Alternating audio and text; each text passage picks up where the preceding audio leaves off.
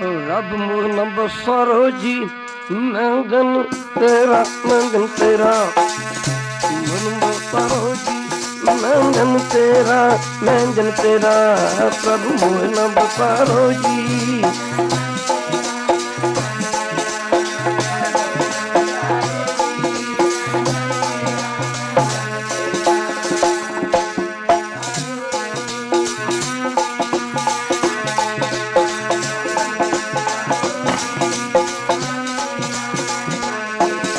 प्रभु मोहन बसारो जी मैं जन तेरा मैं जन तेरा मन बसारो जी मैं जन तेरा मैं जन तेरा।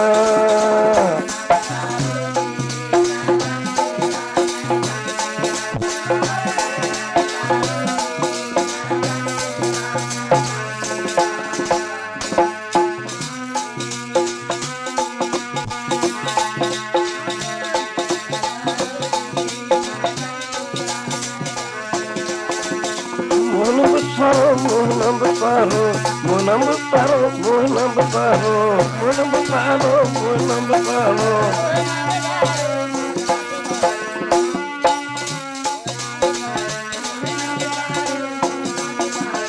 मोहन बसारो मोहन बसारो मोहन बसारो मोहन बसारो मोहन बसारो मोहन बसारो।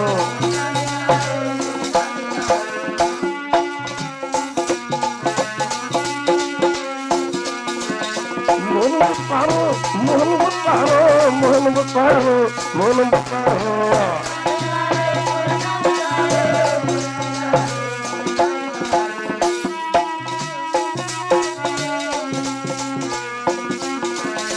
मोहन बसारो मोहन बसारो मोहन बसारो मोहन बसारो।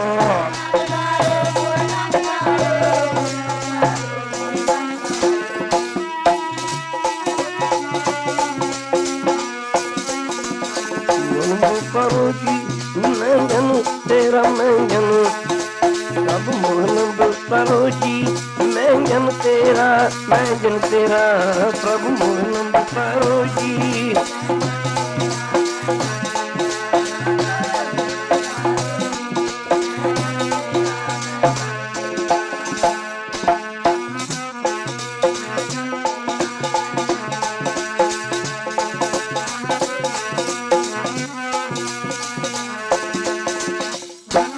मेरी संगत पोच सोच दिन राती मेरा कर्म कुटलता जन्म कुपाती राम गटैया जी के जीवना मोहन बसारो मैं जन तेरा प्रभु मोहन बसारो जी मैं जन तेरा मैं जन तेरा मोहन बसारो जी मैं जन तेरा मैं जन तेरा प्रभु मोहन बसारो जी।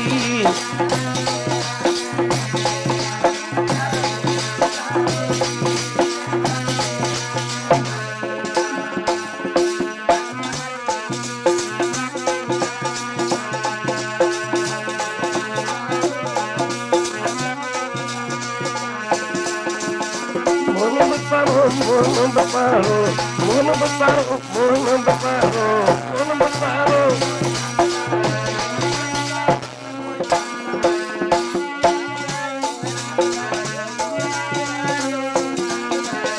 मोहन बसारो मोहन बसारो मोहन बसारो मोहन बसारो।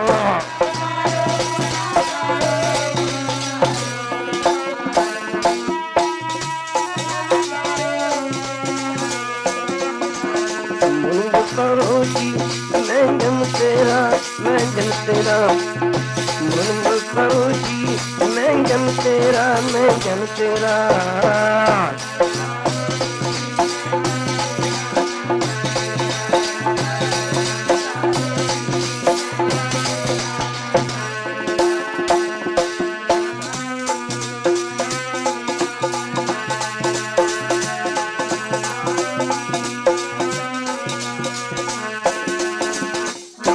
मेरी हरो विपत जन करो सुबाई चरण न छाडो शरीर कल जाई कहर बदास परो तेरी सांबा कह रविदास परो तेरी सांबा बेग मिलो जन करन बलंबा प्रभु मोह नंबर पारो जी मैं जन तेरा मैं जन तेरा मोह नंबर पारो जी मैं जन तेरा मैं जन तेरा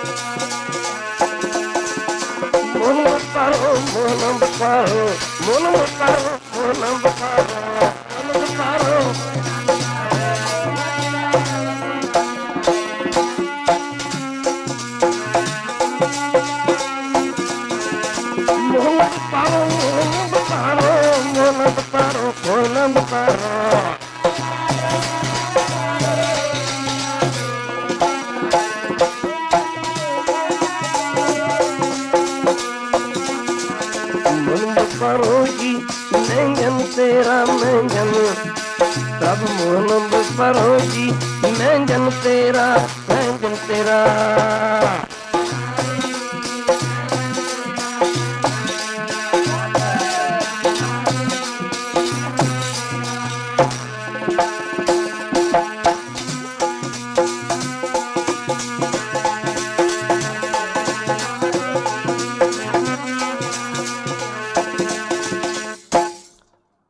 परम सत्कार योग गुरु ग्रंथ साहब महाराज जी की पावन पवित्र हजूरी में बैठी गुरु रूप गुरु सारी साध संग जियो अपने समय और श्वासों को सफल करने के लिए माई और बाई सारे ही आपो अपने दुनियावी काम काजों से छुटकारा पा करके जुग जुग अटल धन धन साहब श्री गुरु ग्रंथ साहब महाराज जी की पावन पवित्र हजूरी में पहुंचकर अपनी जिंदगी के अपने जीवन के अमोलक समय को गुरु चरणों में लगाकर सफला बनाने की कृपालता कर रहे हो। आओ थोड़ा सा समय गुरु महाराज के चरणों में लगाएं, विचार करें हम तुम दुनिया में संसार में क्या करने के लिए आए हैं। हम यहाँ रहने के लिए नहीं आए। जन्म से पहले भी ये शरीर हमारे पास नहीं था, मरने के बाद भी ये शरीर हमारे पास नहीं रहेगा। ये जिंदगी हमें थोड़े से समय के वास्ते जो मिली है, इसका जो मुख्य मंतव्य है, मुख्य प्रयोजन है, उद्देश्य है, वाहिगुरु जी कह लो, भगवान कह लो, परमेश्वर कह लो, वो अनेक नामों वाला होते हुए भी एक है।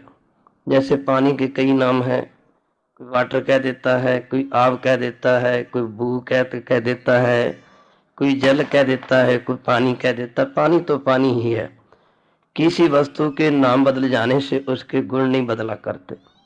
भगवान है जो एक है, अनेक है, फिर एक है। जितना भी संसार है उसी की ज्योति सारे संसार में काम कर रही है। उसकी ज्योत के बिना हम अगला सांस भी नहीं ले सकते। गुरु जी कहते हैं सब में ज्योत ज्योत है सोए, जिस दा चानन सब में चानन होए। उस वाहिगुरु की ज्योति सब में काम कर रही है। सब में ज्योत तेरी पस रही। कृष्ण महाराज अर्जुन को गीता में उपदेश देते हुए कह रहे हैं, बेटा अर्जुन मेरे से परे कुछ नहीं है, सब मुझ में है, मैं सब में हूँ। जैसे सूरज की किरणें सूर्य से जुदा नहीं होती, ऐसे ही अर्जुन सारा संसार मेरे साथ जुड़ा हुआ है। इस हमारे जीवन का मुख्य मंतव्य जो प्रयोजन है, जो इस मनुष्य तन को प्राप्त करके, शरीर को प्राप्त करके, वो प्रभु की प्राप्ति है, प्रभु का सिमरन है। परमेश्वर की जो प्राप्ति है वो सिर्फ इस मनुष्य तन को धारण करके हो सकती, और जूनियों को नहीं। और जूनियां भी हैं, और जूनियों में परमेश्वर का भजन नहीं किया जाएगा, नाम नहीं जपा जाएगा। कुत्ता क्या भगवान का जाप कर लेगा? रात भी विचार चली थी कीर्तन में, गधा क्या उसका नाम जप लेगा? तो माफ करना, सिर्फ ये मनुष्य का जन्म है जो हमारा, ये हमारे को खाने पीने के लिए नहीं मिला। गुरु जी कहते खाना पीना, दो वस्तुएं याद रहेगी हमारे को, एक खाना, दूसरा पीना। तीसरा क्या याद रह गया? हंसना खेलना। हंसना और खेलना याद रह गया, पर हमारे को विसर गया है मरना। हमने मौत को विसार दिया है, मौत को हम भूल गए हैं। जो संसार में आया है उसने उस संसार से चले जाना है। जीवन में बड़े समय आते हैं, अगर गुरबाणी को पढ़ के देखें, बड़े समय आते हैं, दुख की घड़ी, सुख की घड़ी, गरीबी की घड़ी, अमीरी की घड़ी, चिंता की घड़ी, बड़ियां घड़ियां जिंदगी में आती, बड़ी घड़ियां आती हैं। पर महाराज कहते हैं कि घड़ी कौन सी सफली है, साई घड़ी सुलखनी सौ नाल विहावे। वो जिंदगी का समय लेखे में आता है जो भगवान की याद में गुजरता है। कबीर जी कहते हैं, कबीर एक घड़ी आधी घड़ी, आदि हूंते आद। द्वापर युग का समय, कृष्ण महाराज जिनको 16 कला विष्णु का अवतार माना। आप इस युग के राजे भी थे, इस युग के अवतार भी थे। राज में राज, योग में जोगी, तप में तपीसर, ग्रस्त में भोगी, दयाई दयाई भक्त सु पाया, नानक तिस पुरु का किने अंत न पाया। तो कृष्ण महाराज इस युग के अवतार भी थे, इस युग के राजे भी थे। एक बार का ऐसा जिक्र है, एक समय की बात है, अर्जुन जी आपके दर्शन करने के लिए जाते हैं। आज अर्जुन क्या देखता, भगवान जी चौंकड़ा लगा हुआ है, समाधि अवस्था में समाधिष्ठ में बैठे हुए हैं, ध्यान मग्न है।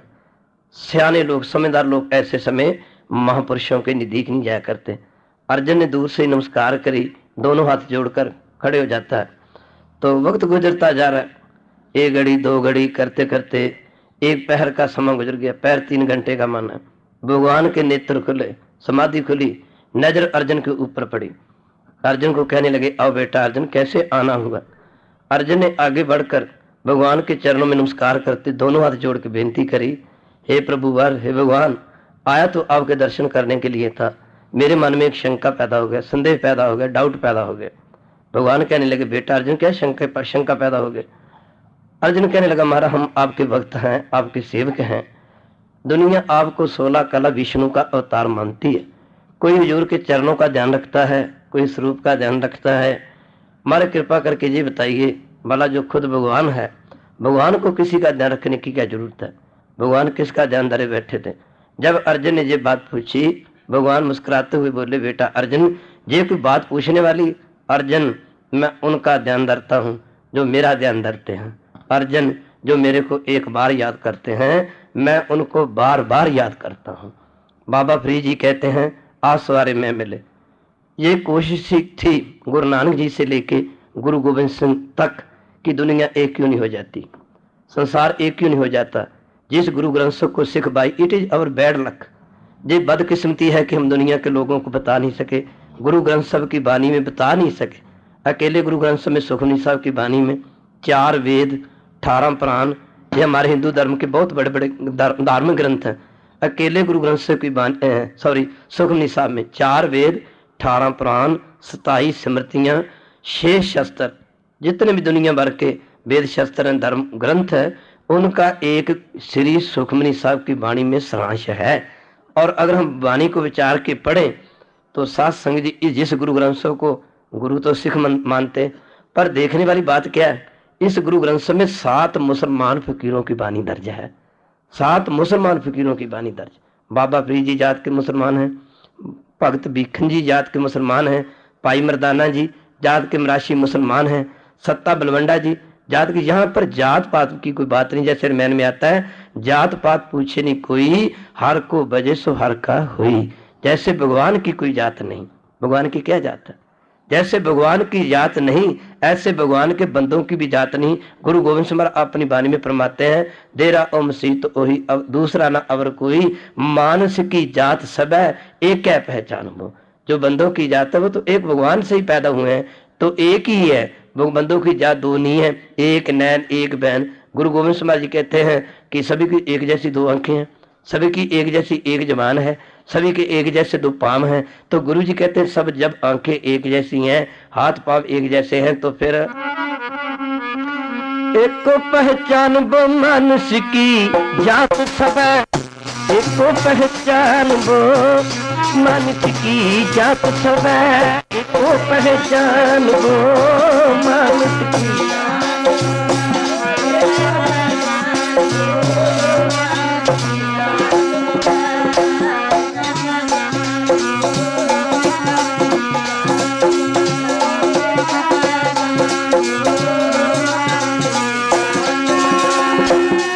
पहचान वो मनुष्य की जात सब है, इसको पहचान वो मानुष की जात सब है, इसको पहचान वो।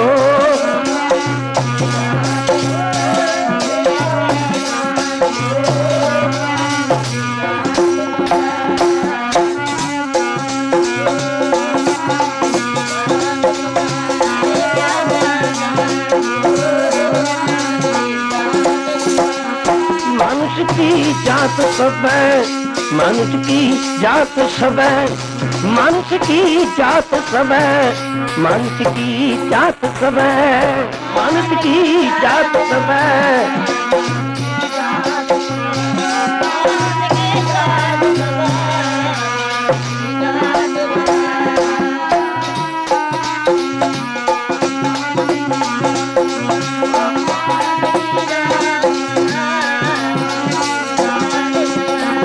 मानुष की जात सब है, मानुष की जात सब है, मानुष की जात सब है, मानुष की जात सब है, मानुष की जात सब है।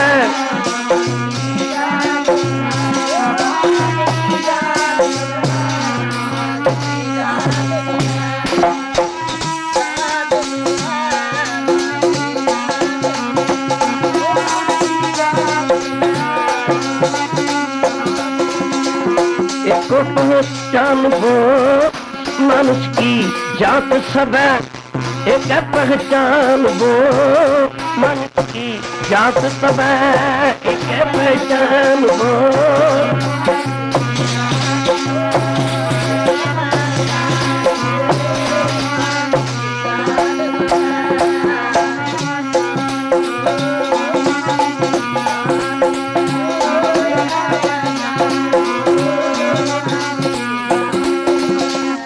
भगवान के बंदों की जात भी एक ही है। गुरु गोविंद सिंह महाराज की वाणी में आता है, खालसा अकाल पुरख की फौज, प्रगटो परमात्मा की मौज। खालसे को अकाल पुरख का पुत्र बताया। अकाल पुरख भगवान, भगवान की क्या जात है? जिसके बाप की कोई जात ना, उसके बेटे की जात कैसे हो सकती है? माफ करना, गुरु गोविंद सिंह महाराज के घर में गुरु गोविंद सिंह महाराज कहते हैं कि जो सीखन की पूछे जात, सिख का अर्थ शिक्षा ग्रहण करने वाला, अपने गुरु की शिक्षा को ग्रहण करने वालों को पंजाबी में सिक्ख्या कह देते हैं, हिंदी में शिक्षा कह देते हैं। जो अपने गुरु की शिक्षा को ग्रहण करता है वो सिख है। पूछा था गुरु अर्जन देव महाराज जी से, किसी मौके सिखों ने बेनती करके, महाराज जी गुरु ग्रंथ साहिब की वाणी सिर्फ सिखों के लिए ही है।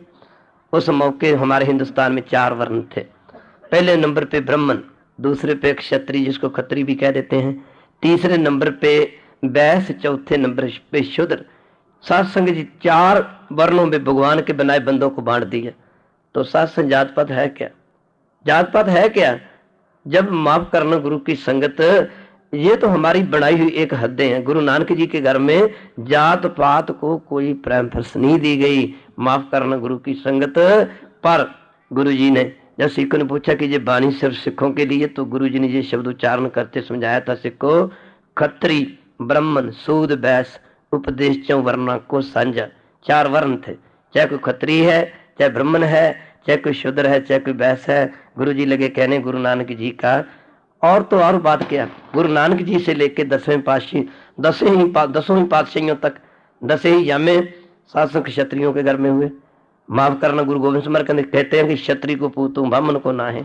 माफ करना ब्राह्मण भाई तो उस वक्त चिड़ी भी नहीं मारता था। ब्राह्मण का काम था दान देना, दान माफ करना दान लेना, दान करवाना, विद्या पढ़नी, विद्या पढ़ानी, माफ करना जग करने, जग करवाने। ये 6 कर्म ब्राह्मण के थे। क्षत्रिय का काम क्या था? क्षत्रिय जिसको बोलते थे, खत्री भी कहते, उसका काम था राजकाज को संभालना। तो गुरु गोविंद सिंह महाराज औरंगजेब को ये बात कही थी, औरंगजेब मैं भी क्षत्रिय को पुत्र हूँ, क्षत्रिय को पूत हूँ, माफ करना ये मत समझना कि मैं ब्राह्मण को पूत हूँ, जो ब्राह्मण लड़ता नहीं। उस मौके आप जी ने जालम औरंगजेब के राज के खिलाफ किसी बंदे से लड़ाई नहीं, किसी मजहब से लड़ाई नहीं। गुरु गोविंद सिंह महाराज की लड़ाई तो जालम के जुल्म से है। जुल्म के एक बंदे के साथ हमारा वैर हो, माफ करना उसकी औलाद के साथ, उसकी संतान के साथ हमारा प्यार हो सकता है? कभी नहीं हो सकता।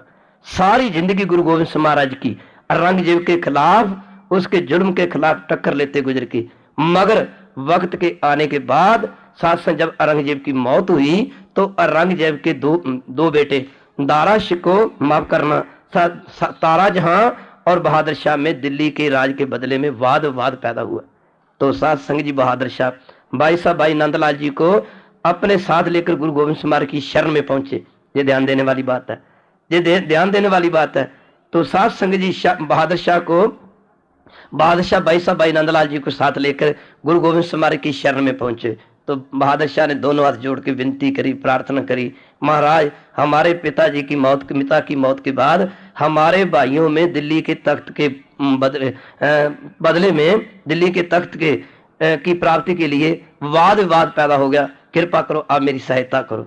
तो साथ संग जी एक बंदे के साथ हमारा वैर, उसकी संतान के साथ हमारा कभी प्यार नहीं हो सकता।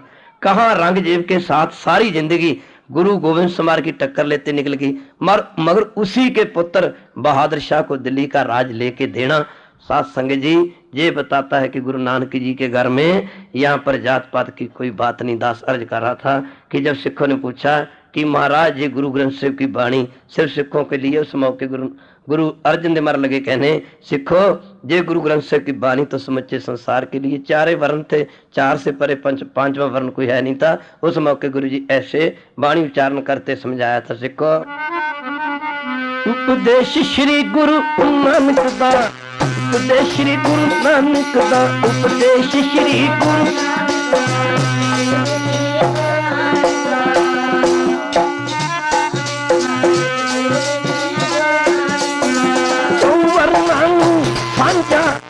उपदेश श्री गुरु नानक दा, उपदेश श्री गुरु नानक दा, वर्णानु सांझा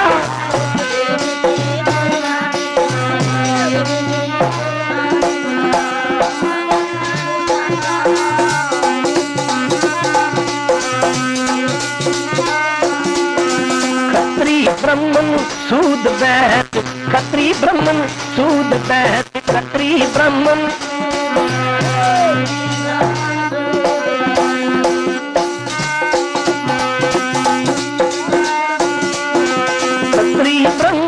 सूद बैठ, खत्री ब्राह्मण सूद बैठ, खत्री ब्राह्मण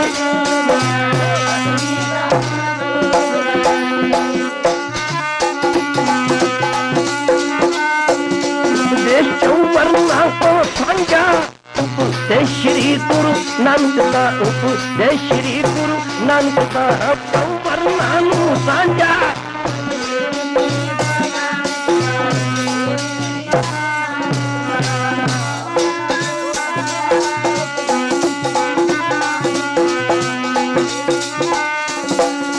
चाहे कोई क्षत्रिय है, खत्री है, चाहे कोई ब्राह्मण है, कितनी बड़ी आवाज थी, चाहे कोई शूद्र है, चाहे कोई बैस है, गुरु जी लगे कहने गुरु नानक जी का उपदेश सारी मानवता को इकट्ठा है, साझा है, अलग अलग नहीं है, सभी के लिए एक जैसा उपदेश है।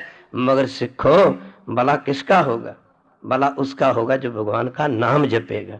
चाहे कोई खत्री जप ले, चाहे कोई ब्राह्मण भाई जप ले, चाहे भगवान का नाम कोई वैश्य श्रेणी से ले ले, चाहे कोई शूद्र श्रेणी से ले ले। अगली तुक में गुरु जी कहते हैं गुरमुख नाम जपे सो उधर है, कल युग में उसका उद्धार होगा। नानक कट कट मांझा, कल युग में उसका उद्धार होगा जो भगवान का नाम जपेगा। यहाँ पर जात पात की कोई बात नहीं।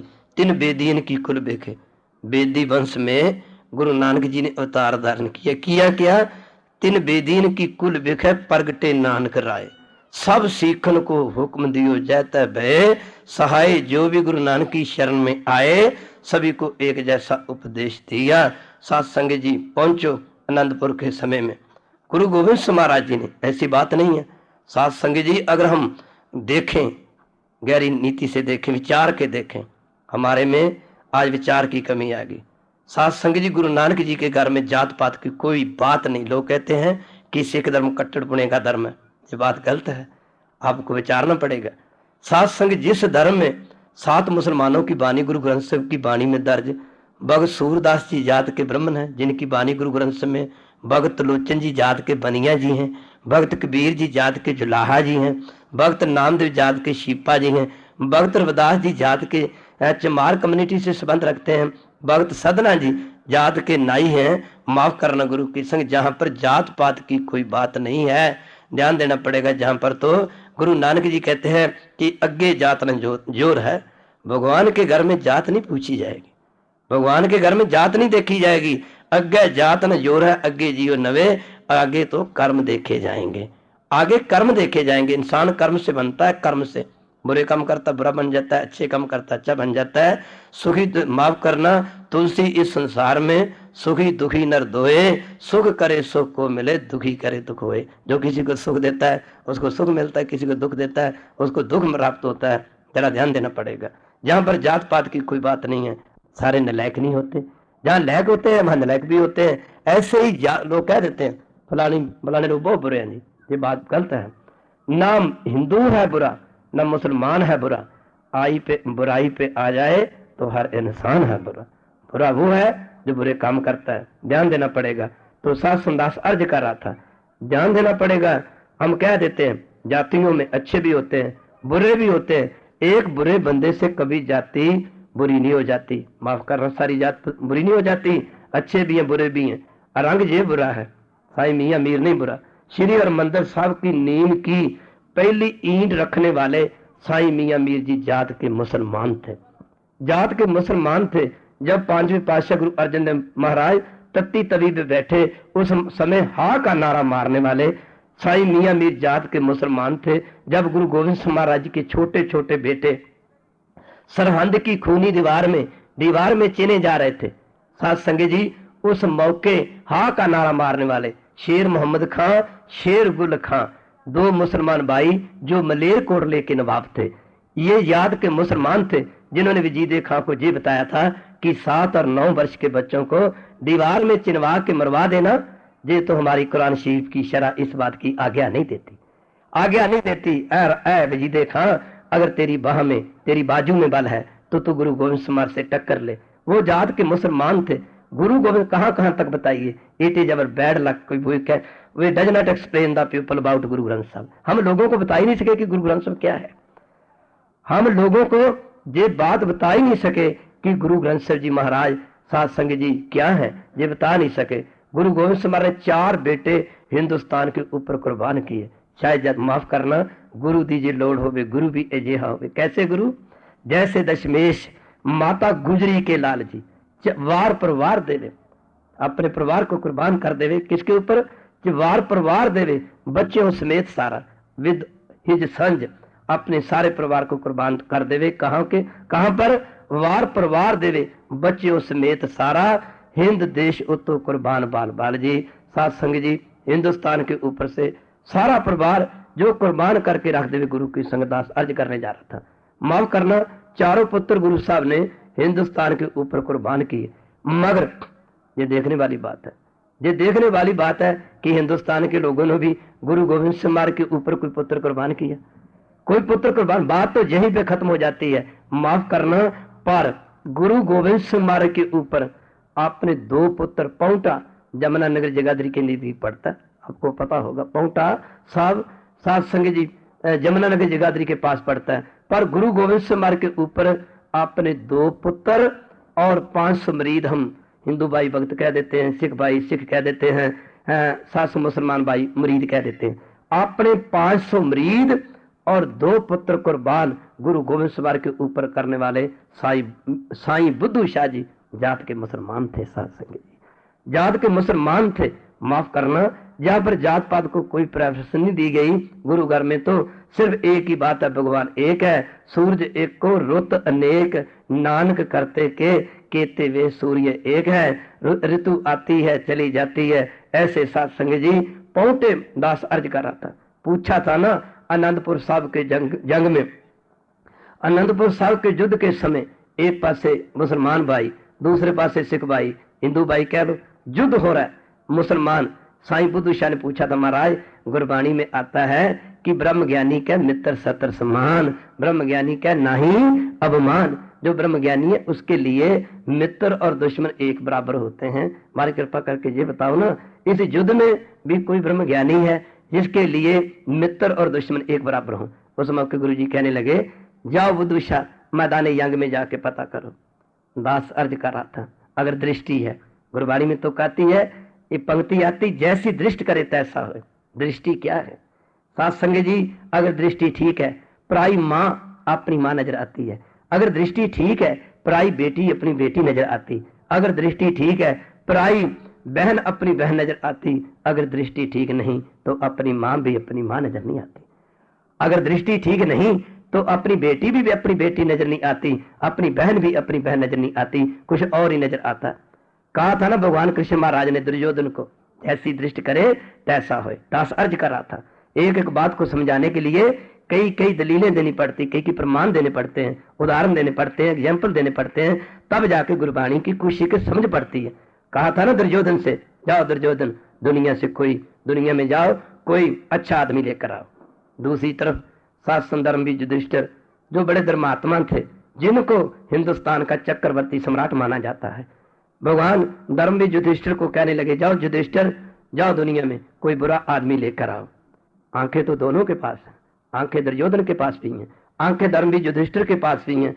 एक धर्म भी युधिष्ठिर को ये बोला कि जाओ बुरा आदमी लेकर आओ, दूसरी तरफ दुर्योधन को ये कह दिया कि जाओ दुनिया में से कोई अच्छा आदमी लेके आओ। वो अच्छा देखने के लिए जाता, उसको अच्छा नहीं मिलता, वो कहता ये भी बुरा है, ये भी बुरा है, ये भी बुरा है, ये भी बुरा है। धर्म भी युधिष्ठिर दूसरी तरफ वो कहते ये भी अच्छा है, ये भी अच्छा है। बाबा फरीद जी की बानी आती गुरु ग्रंथ साहब की बानी में, कहते अगर फरीदा जे तू अकल लतीफ, कहते अगर तू समझदार है, सियाना है, काले लिख न लेख, काले कुकर्म मत करो, बुरे काम मत कर। फरीद जी कहते हैं अगर तू, बाबा फरीद जी कहते हैं फरीदा जे तू अकल लतीफ, काले लिख न लेख, दूसरे को बुरा कहता है। फर्स्ट ऑफ ऑल पहले अपने अंदर झांक के देख तू कहाँ खड़ा है। जे तू अकल लतीफ काले लिख न लेख, आप नड़े गिरवान में सिर नीमा कर देख, अपने अंदर देख कि तेरा जीवन क्या है। जब वो धर्म भी युधिष्ठिर ये भी अच्छा है, ये भी अच्छा है, दुर्योधन ये भी बुरा, ये भी बुरा, सारी दुनिया फिर के आगे घूम के आगे, दुर्योधन को कोई बुरा नहीं, कोई अच्छा नहीं मिला, दुर्योधन को कोई अच्छा नहीं मिला, धर्म भी युधिष्ठिर को कोई बुरा नहीं मिला। दोनों भगवान के चरणों में आए। भगवान कहने लगे धर्म भी युधिष्ठिर, तेरे को कहा था कि कोई जाओ दुनिया में कोई बुरा, माफ करना, कोई बुरा आदमी लेके आओ। उसने कहा भगवान मेरे को कोई बुरा मिला ही नहीं, मेरे को बुरा मिला नहीं। दुर्योधन को पूछा तेरे को कहा था अच्छा, मेरे को कोई अच्छा नहीं मिला, मेरे को अच्छा नहीं मिला। उसको अच्छा क्यों नहीं मिला? वो खुद अच्छा नहीं था, वो खुद अच्छा नहीं था, उसको इसलिए अच्छा नहीं मिला। माफ करना, दुर्योधन खुद बुरा नहीं, धर्म भी युधिष्ठिर खुद बुरे नहीं थे, उनको इसलिए कोई बुरा नहीं मिला। तभी कहते हैं कबीर जी, कबीर बुरा जो देखने में चला, बुरा न मिले कोई, जो दिल खोजो अपना, मुझते बुरा न कोई। बुल्ले शाह लिखता है, बड़ी कमाल की बात की बुल्ले शाह ने, सूफी मत के महापुरुष हुए। कहते हैं कि मस्जिद दे विच रब नहीं हैगा, कहते मस्जिद में रब नहीं है। मस्जिद इट्टां दा कोठा, कोठा कहते कमरे को, मकान को कह देते, पंजाबी का शब्द है। बुल्ले शाह जी लिखते हैं मस्जिद दे विच रब नहीं हैगा, मस्जिद इट्टां दा कोठा, ईंटों का मकान है वो तो। कहते ने मुंह धोते तेरा कुछ नहीं बनना, जे मन तेरा है खोटा। अगर तू अपने मुंह को साफ भी कर लेगा तेरा क्या बन जाएगा? अगर तेरा मन ही खोटा है, तेरा मन ही साफ नहीं, मन ही शुद्ध नहीं। तो दास अर्ज कर रहा था, जब भगवान ने पूछा दुर्योधन तेरे को कहा था कि जाओ अच्छा आदमी लेके आओ, क्या बात अच्छा? कहा अच्छा ही नहीं, अच्छा मिला ही नहीं, खुद अच्छा नहीं था। दूसरी तरफ जब धर्मी युधिष्ठिर से पूछा गया कि तेरे को कहा था कि जाओ दुनिया में कोई बुरा आदमी लेके आओ, भगवान बुरा मिला ही नहीं, मैं तो खुद बुरा, मुझे तो मेरे से बुरा ही नहीं मिला। एक जगह पे आता है 14 कला, भगवान राम 14 कला संपूर्ण हुए। 14 कला पंजाबी है, जिसको हिंदी में समझाने की कोशिश की जा रही। 14 कला संपूर्ण श्री राम जी ने, 14 कला संपूर्ण रामचंद्र को समझ सकी ना, समझ नहीं सकी, समझ नहीं पाई किसकी? रावण बेईमान दी अख, रावण बेईमान की आंख रामचंद्र को समझ नहीं सकी। पर किसने समझा था? कृपा पूर्वले जन्म, पिछले जन्म की कृपा थी। कौन समझा? कृपा पूर्वले जन्म दी सी, साथ संगते समझ गई सी वीर हनुमान दी अख। हनुमान समझ गए थे कि भगवान है, पर रावण, आंखें उसके पास भी हैं, आंखें रावण के पास भी हैं, आंखें रावण के पास भी। ये जरूरी नहीं कि हमारे पास आंखें हैं तो हमें दिखता है, हम अंधे भी हो सकते हैं। आंख कहाँ रह गई थी दुर्योधन के पास? कहाँ, माफ करना, आंख कहाँ थी? कहाँ थी रावण के पास? आंख कहाँ थी? आंखों के होते हुए भी अंधा था। माफ करना, वो हनुमान जी पूजा करते हैं, रावण है जो माता सीता को चुरा के ले जाता है। आगे कहा 16 कला मुरली मनोहर जी नु 16 कला संपूर्ण अपने कृष्ण महाराज हुए, समझ सकी ना दुर्योधन न दान दी अख, दुर्योधन ही समझ पाया, कृपा करती मेर दी आप संगते, समझ गई सी अर्जुन बलवान दी अख। अर्जुन समझ गया था, उसकी आंख पहचान गई थी।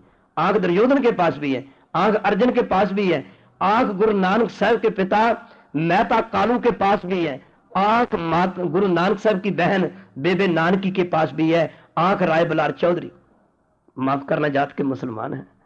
16 माफ करना सार लाला दी योरी जानते हैं। रात कीर्तन में बात चली थी कि लाल की कीमत का पता योरी को होता है। कदर जमीन दी पूछ ला जमींदार को, लाल की कीमत को जोरी जानता है, जमीन की कीमत को जमींदार किसान जानता है, कौन सी जमीन अच्छी है कौन सी जमीन निकम्मी है। सार नानक दी, अगर गुरु नानक जी की सार किसने पूछनी है, सार नानक दी पूछ लै बेबे नानकी तू जा, तू पूछ लै राय बलार को, जा बेबे नानक की समझ पड़ी, जहां सात संग जी समझ पड़ी राय बलार चौधरी को। अगर हम देखें तो गुरु नानक को पहचानने वाली पहली आंख जो थी वो राय बलार चौधरी की। वो कौन था? जात का मुसलमान था। जात की बात कहां रहेगी?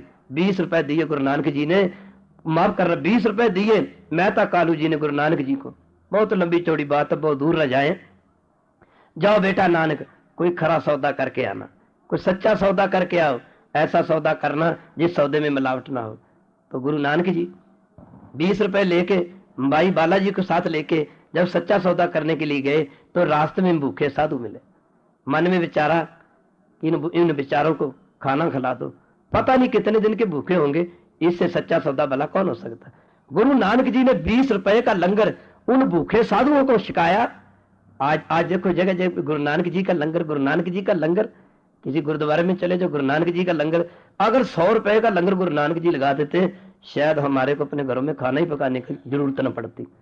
वो 20 रुपए का लंगर लगाया, 20 रुपए का लंगर वो राशन पानी खरीद के भूखे साधुओं को ला दिया। जब घर आए तो मेहता कालू जी कहने लगे बेटा नानक तेरे को 20 रुपए दिए थे कि जाओ पार करके आओ, कोई सौदा लेके आओ, दुकान कर लो, और तो काम आप करते नहीं ना। गुरु नानक जी चुप, कहा वो 20 रुपए, कहा वो 20 रुपए। कई कहते हैं कि गुरु नानक जी के पिता ने गुरु नानक जी को थप्पड़ क्यों लगाए, चपेड़े क्यों लगाए। साथ संग जी खत्री को तो 4 आने का घाटा पड़ जाए, उसको रात को नींद नहीं आती, वो तो 20 रुपए का घाटा था, 20 रुपए का घाटा था। मेहता कालू जी जब पता चला कि भूखे साधुओं को नानक जी माफ करना खाना खिला के आ गए, 2 चपेड़े गुरु नानक की खब्बी गाल पे तो सज्जी गाल पे जड़ दी। कहने लगे ऐ निकम्मे, तू एक दिन इस घर को उजाड़ के छोड़ेगा। पता लगा गुरु नानक जी की बहन बेबे नानकी जी को, दौड़ी आई, आगे बढ़कर अपने पिताजी का हाथ पकड़ते कहने लगी पिताजी होश में आओ, आप अपने बेटे के चपेड़े नहीं मार रहे, आप तो भगवान के चपेड़े मार रहे। उस मौके मेहता कालू जी गुरु नानक जी के पिताजी कहने लगे बेटी नानकी, अगर ऐसा भगवान घर में एक और पैदा हो गया तो घर का सत्यानाश करके रख देगा। साथ संगी जी मेहता कालू जी को मोह बस हुए गुरु नानक जी अपने पुत्र नजर आते हैं, बेबे नानकी जी को अपना भाई अपना भगवान नजर आता है। दूसरे दिन राय बलार चौधरी को पता लगा, जात के मुसलमान थे, माफ करना, राय बलार चौधरी को पता लगा कि 20 रुपए के पीछे मेहता कालू जी जो पटवारी थे, पटवार का काम करते थे, 20 रुपए के बदले मेहता कालू जी ने गुरु नानक के चपेड़े लगाई हैं, थप्पड़ लगाए हैं। तो उस मौके सात संग राय बलार चौधरी जी ने अपना नौकर भेज के मेहता कालू जी को बुलाया। जब मेहता कालू जी राय बलार चौधरी के पास गए, उस मौके राय बलार चौधरी जी ने अपनी जेब में से 20 रुपए निकालते मेहता कालू जी के हाथ पे रखते, ये बात कही पटवारी साहब मेरे को पता चला है कि आपने नानक के 20 रुपए के बदले में थप्पड़ लगाए हैं, तपाचे लगाए हैं, चपेड़े लगाई हैं। कहने लगे राय बलार चौधरी ऐ मेहता कालू जी ऐसे करना, 20 रुपए तो बात ही क्या, अगर आने वाले वक्त में नानक तेरा 100 का 1000 का 10,000 का लाख का नुकसान कर दे तो नानक को पीटना नहीं, जितना नुकसान तेरा नानक करे वो सारे का सारा नुकसान तू मेरे से भर लेना। उस जमाने में 20 रुपए की वैल्यू बड़ी थी, कीमत बहुत थी। मेहता कालू जी बड़े हैरान हुए ये बात सुनकर। मेहता कालू जी कहने लगे चौधरी साहब एक बात की समझ नहीं आई, 20 रुपए का नुकसान तो मेरा नानक ने किया।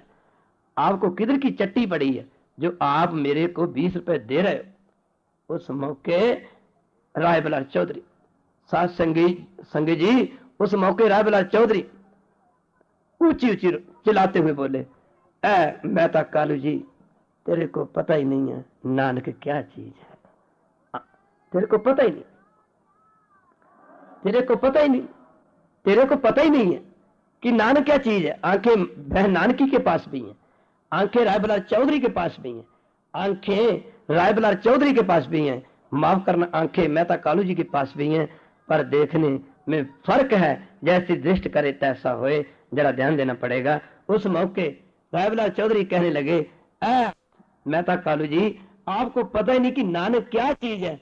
ऐ मेहता कालू जी, तेरे को तब समझ पड़े अगर नानक तेरे को मेरे जैसी आंखें दे और तू उन आंखों से देख सके कि नानक क्या चीज है। माफ करना मेहता कालू जी को राय बलार चौधरी कहने लगे, ऐ मेहता कालू जी, ये मैंने जो तेरे को 20 रुपये देकर दिए ना, ये तेरे ऊपर कोई एहसान नहीं किया। तेरे को उस जमाने में राय बलार चौधरी आज के किसी सीएम से कम नहीं था, जिसकी हजारों एकड़ जमीन, हजारों बगियां, घोड़े, तबेले और हजारों की गिनती में, माफ करना, जिसकी दासियां नौकर चाकर काम करते थे, बड़े बड़े बाग बगीचे थे। उस मौके राय बलार चौधरी मेहता कालू जी को कहने लगे, मेहता कालू जी, ये आपको जितनी मेरी प्रॉपर्टी नजर आ रही, मेरी जायदाद नजर आ रही, मेरा घर बार, घोड़े, बगियां, तबेले, बाग बगीचे, मेरी दासियां, बेग में नौकर चाकर, हे मेहता कालू, जो कुछ भी आपको जो मेरा नजर आ रहा है, ये मेरे को सभी का सब ये नानक का दिया हुआ है। मैं नानक के दिए में से तेरे को ये 20 रुपए देकर तेरे सिर पे कोई एहसान नहीं कर रहा। माफ करना, बेबे नानकी जी को गुरु नानक अपना भगवान नजर आता है, रब नजर आता है। मेहता कालू जी को गुरु नानक अपना पुत्र नजर आता है, मगर राय बलार चौधरी को गुरु नानक अपना खुदा नजर आता है। साथ संगी जी, जैसी दृष्टि करे तैसा होए। पहुंचो आनंदपुर। साईं बुद्धू शाह ने गुरु जी से पूछा, महाराज रोज बाणी पढ़ता हूँ, रोज बाणी सुनता हूँ, ब्रह्म ज्ञानी के मित्र सत्तर समान, ब्रह्म ज्ञानी के लिए दुश्मन और मित्र एक बराबर होते हैं। कृपा करके ये बताओ, ये आनंदपुर साहब का जंग हो रहा है, एक तरफ हिंदू भाई सिख भाई हैं, दूसरी तरफ मुसलमान भाई हैं। महाराज इस समय भी कोई ब्रह्म ज्ञानी है? दुआ सिरिया का आस्वामी, खेला बिकसै अंतर्जामी, जो भावै सो कार करावै, जन नानक दृष्टि अवर ना आवे। महाराज इस समय भी कोई ब्रह्म ज्ञानी है? गुरु जी कहने लगे, बुद्धू शाह मैदान यंग में जाकर देखो। जब साईं बुद्धू शाह जी मैदान यंग में पहुंचे तो क्या देखते हैं, एक भाई कन्हैया जी हुए, कन्हैया भी बोल देते हैं जिसको, भाई कन्हैया जी हुए, जिन्होंने जल में, माफ करना, गले में जल का बोका पहना हुआ है। जहां पर 700 वो जख्मी हुए हिंदू भाइयों को, सिख भाइयों को जल पिला रहे हैं, पानी पिला रहे हैं, वहां पर वो 700 जख्मी हुए मुसलमानों को भी पानी पिला रहे हैं। साईं बुद्धू शाह की दृष्टि पड़ी, ओहो ये कैसी दृष्टि है, जिसकी दृष्टि में दुश्मन दुश्मन नहीं, मित्र मित्र नहीं, ये हिंदू भाइयों को भी पानी पिलाया जा रहा है, जख्मी हुए सिख भाइयों को भी पानी पिलाए जा रहे हैं, ये जख्मी हुए तुर्कों को भी, मुसलमान भाइयों को भी पानी पिलाए जा रहे हैं। उस मौके सिखों ने भाई कन्हैया जी को कहने लगे, ओ भाई कन्हैया, तेरे को पता होना चाहिए, तेरी ड्यूटी लगाई है गुरु गोविंद सिंह महाराज ने जख्मी हुए सिखों और जख्मी हुए हिंदू भाइयों को जल छिकाने की, ना कि मुसलमान भाइयों को पानी पिलाने की। यह क्या कर रहे हो? उस मौके साथ संगी जी, माफ करना भाई कन्हैया जी, वो अपनी मस्ती में मस्त है। सिखों ने कहा तू मुड़ता नहीं, तो टलता नहीं। 700 भाई कन्हैया जी की सिखों ने गुरु गोविंद सिंह महाराज के पास शिकायत की। इधर साईं बुद्धू शाह भी देख के हैरान हो रहे हैं। जब शिकायत की, महाराज हम तो तुर्कों को मारते हैं, मुसलमानों को मारते हैं, आपका एक सिख है भाई कन्हैया, जिसकी आपने ड्यूटी लगाई है हिंदू भाइयों को पानी पिलाने की, सिख भाइयों को पानी पिलाने की, वो तो मुसलमानों को भी पानी पिलाया जा रहा है। उस मौके साथ संगी जी सिख कहने लगे, मार रोको उसको। जब साथ संगी जी सिखों ने शिकायत की तो गुरु गोविंद सिंह महाराज जी ने भाई कन्हैया जी को बुलाया। साईं बुद्धू शाह जी देख रहे हैं, जब भाई कन्हैया जी को बुलाया तो गुरु गोविंद सिंह महाराज कहते, भाई कन्हैया जी आपकी एक शिकायत आई। क्या महाराज? गुरु साहब लगे कहने, तेरी ड्यूटी लगाई थी हिंदू भाइयों और सिख भाइयों, जख्मी हुए सिख भाइयों को पानी पिलाने की, पता लगा है कि तो मुसलमानों को भी पानी पिलाया जा रहा है। तो भाई कन्हैया जी पता क्या कहते हैं? वो कहते हैं, महाराज आप मेरी आंखों में देखो, मेरे को लगता है मेरी आंखें खराब हो गई। मार मेरी आंखों को क्या हो गया, मार मेरी आंखें तो देखो। आंखें खोल खोल के भाई कन्हैया जी कहते मार मेरी आंखों में देखो। गुरु गोविंद सिंह कहते क्या हो गया भाई कन्हैया जी, क्या हो गया? भाई कन्हैया जी कहते महाराज मेरे को तो लगता है मेरी आंखें खराब हो गई, मेरी आंखों की नजर बिगड़ गई। गुरु गोविंद सिंह कहते भाई कन्हैया जी क्या हुआ क्या? महाराज मैं आपको क्या बताऊं कि दसा दिलां दे जानिया। कहना कीता महाराज मैं क्या बताऊं, मैं आपको क्या बताऊं, मेरे को लगता है कि मेरी आंखें खराब हो गई हैं। ये सिख ठीक कहते हैं, ये ठीक कहते हैं सिख कि मैं मुसलमानों को भी पानी, हिंदू भाइयों को भी पानी, सिख भाइयों को भी पानी पिला रहा हूँ। मारे कहते हुआ क्या? मार मेरी आंखें खराब हो गई। गुरु गोविंद सिंह लगे कहने तेरे को हुआ क्या? भाई कन्हैया जी कहते महाराज मैं जिस तरफ ही देखता हूँ तेरा ही नूर है, जिधर मैं वेखा दिखदा तेरा ही नूर है, जिधर मैं वेखा दिखदा तेरा ही नूर है, जिधर मैं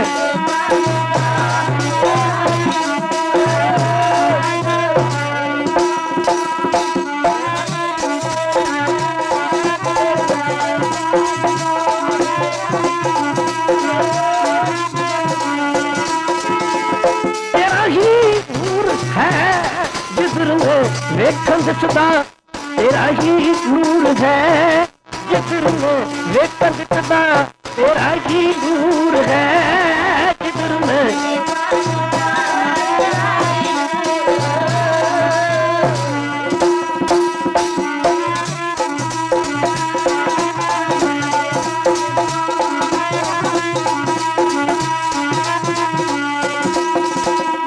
जिधर में वेखन दिखदा, जिधर मैं देखा दिखदा, जिधर मैं देखा दिखदा, जिधर मैं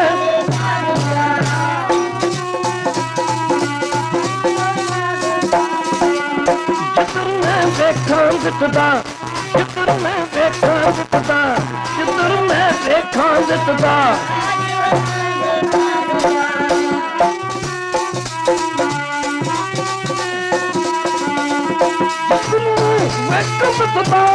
जिधर मैं देखा दिखदा, जिधर मैं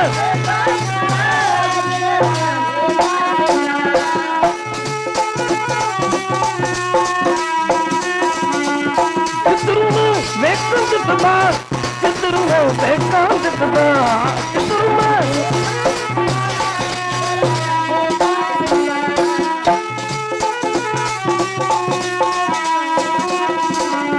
तेरा ही नूर है, जिधर मैं वेखन दिखदा तेरा ही नूर है, जिधर मैं वेखन दिखदा।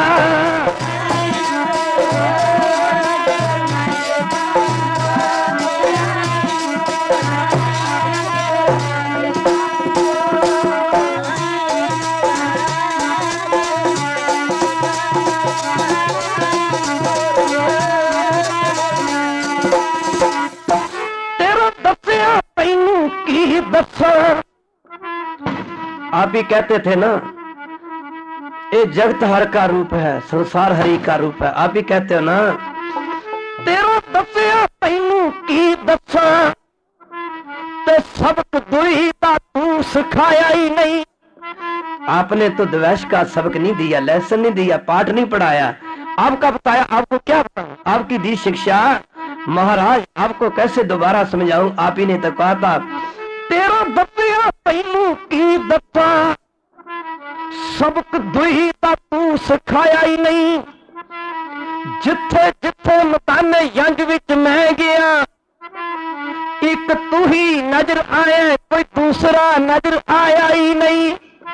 महाराज जहां जहां भी मैं मैदाने जंग में गया हूं, युद्ध के मैदान में गया हूं, मेरे को आप ही नजर आयो, कोई दूसरा मेरे को नजर ही नहीं आया। महाराज जितो जितो मैदाने जंग विच मैं गया एक तू ही नजर आया, कोई दूजा नजर आया ही नहीं। सच पूछे तो दिलां दे जानिया वे, मैं तो गोबिंद सिंह नू पानी पिलाया, किसे होर नू पानी पिलाया ही नहीं। तेरा ही नूर है जिधर मैं वेखा दिखदा, तेरा ही नूर है जिधर मैं वेखा दिखदा, तेरा ही नूर।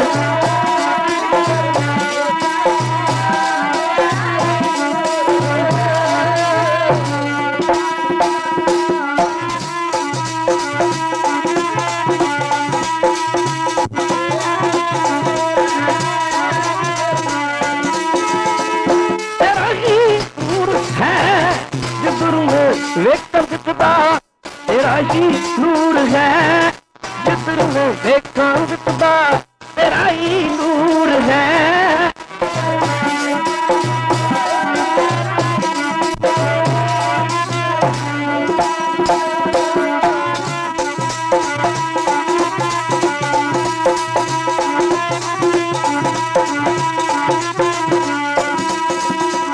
जिधर मैं वेखण दिसदा, जिधर मैं वेखण दिसदा जिधर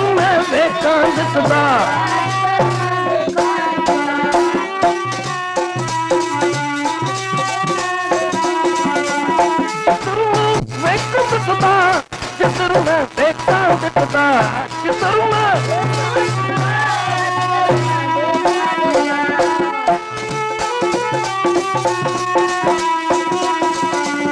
तेरा ही नूर है, जिधर मैं वेखण दिसदा तेरा ही नूर है, जिधर मैं वेखण दिसदा।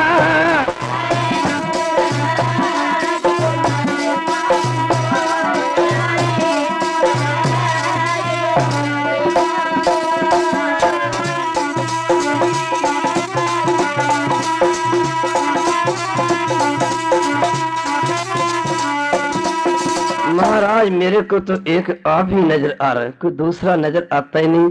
ना कोई सिख नजर आता है, ना कोई मुसलमान नजर आता है, ना कोई हिंदू भाई नजर आता है। गुरु अमरदास जी फरमाते हैं, ए जगत हर का रूप है, जगत हर का रूप है, ए जगत हर का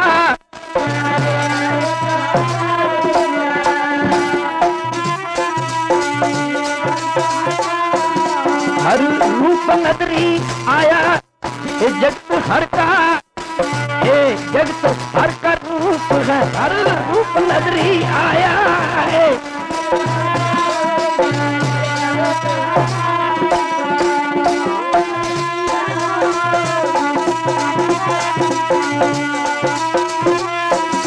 हर रूप नजरी आया, जगत हर का, ए जगत हर का रूप है, हर रूप नजरी आया।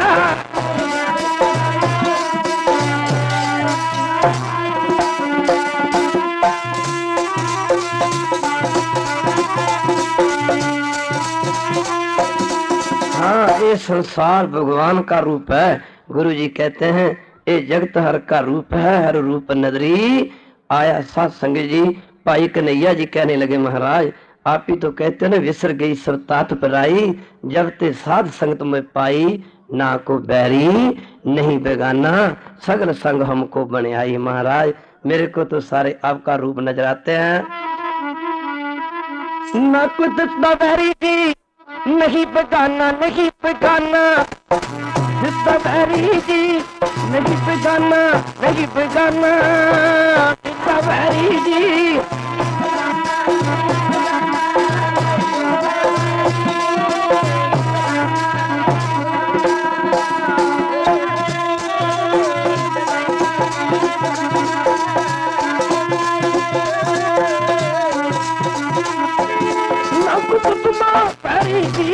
नहीं बेगाना, नहीं बेगाना, जितना बैरी जी नहीं बेगाना, नहीं बेगाना, जितना बैरी जी नहीं।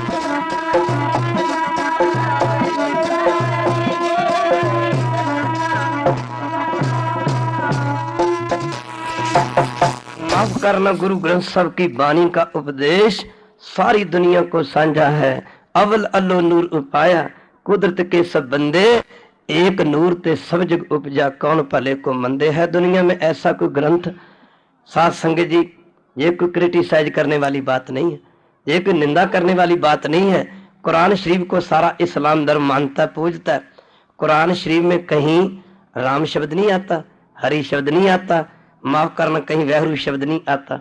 हमारे पूजनीय ग्रंथ हैं रामायण गीता, माफ करना, जिसमें कहीं अल्लाह शब्द नहीं आता, खुदा शब्द नहीं आता। सभी जानते हैं हम गुरु की संगत, जो गुरु ग्रंथ साहब की वाणी है, जिसमें 14,000 बार राम शब्द आता है। 14,000 बार, कितनी बार पता नहीं, जिसमें सैकड़े बार, हजारों बार जिसमें हरि शब्द आता है। हर मंथन वस्या सोई, जय जयकार करे सो कोई, जिसमें कितनी बार साथ संग जी कहाँ तक बयान किया जाए। गुरु ग्रंथ साहिब की बानी में कितनी बार खुदा शब्द आता है, माफ करना अल्लाह शब्द आता है, फरीदा अल्लाह दी कर बंदगी।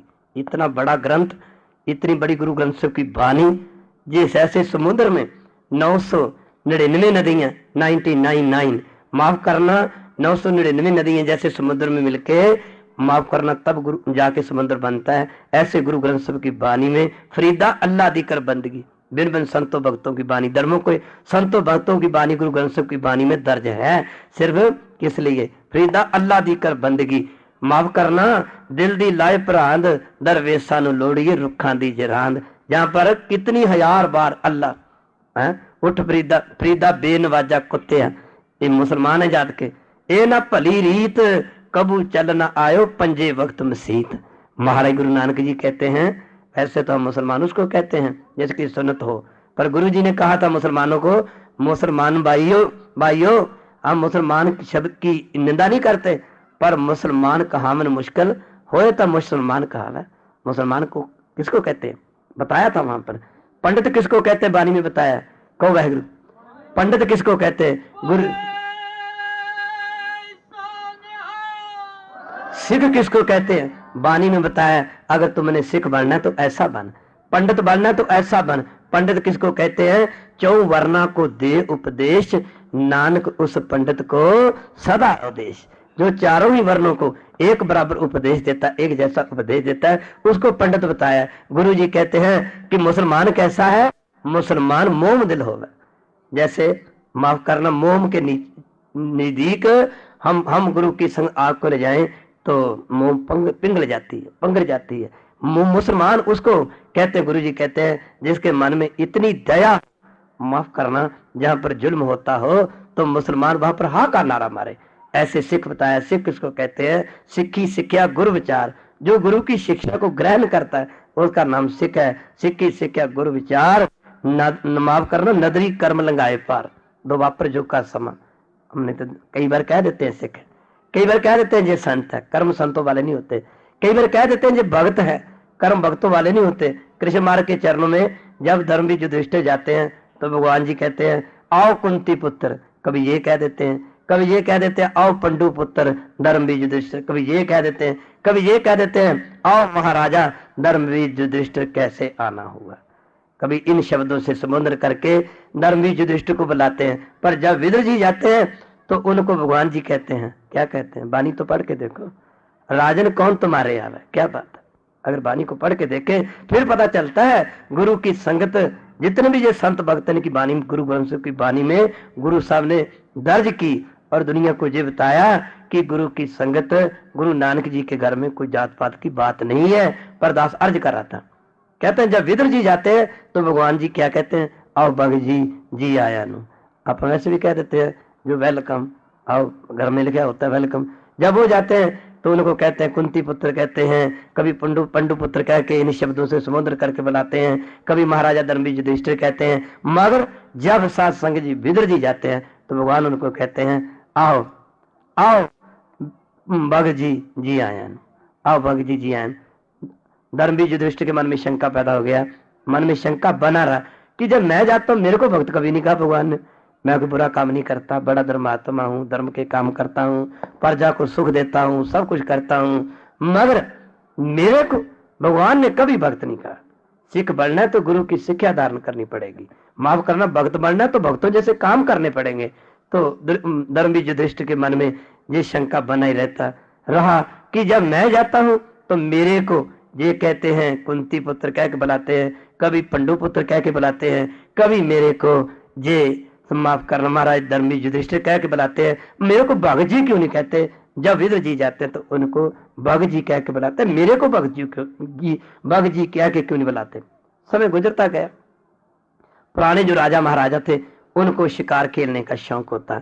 ये पांचों पांडव 5 भाई थे, इनका प्रण था नित्य रोज डेली, हर रोज प्रतिदिन कह लो, हर रोज ये राज कार्य के काम करने के बाद, हर दोपहर के समय के बाद ये भगवान कृष्ण मार्ग के चरणों में जाया करते थे।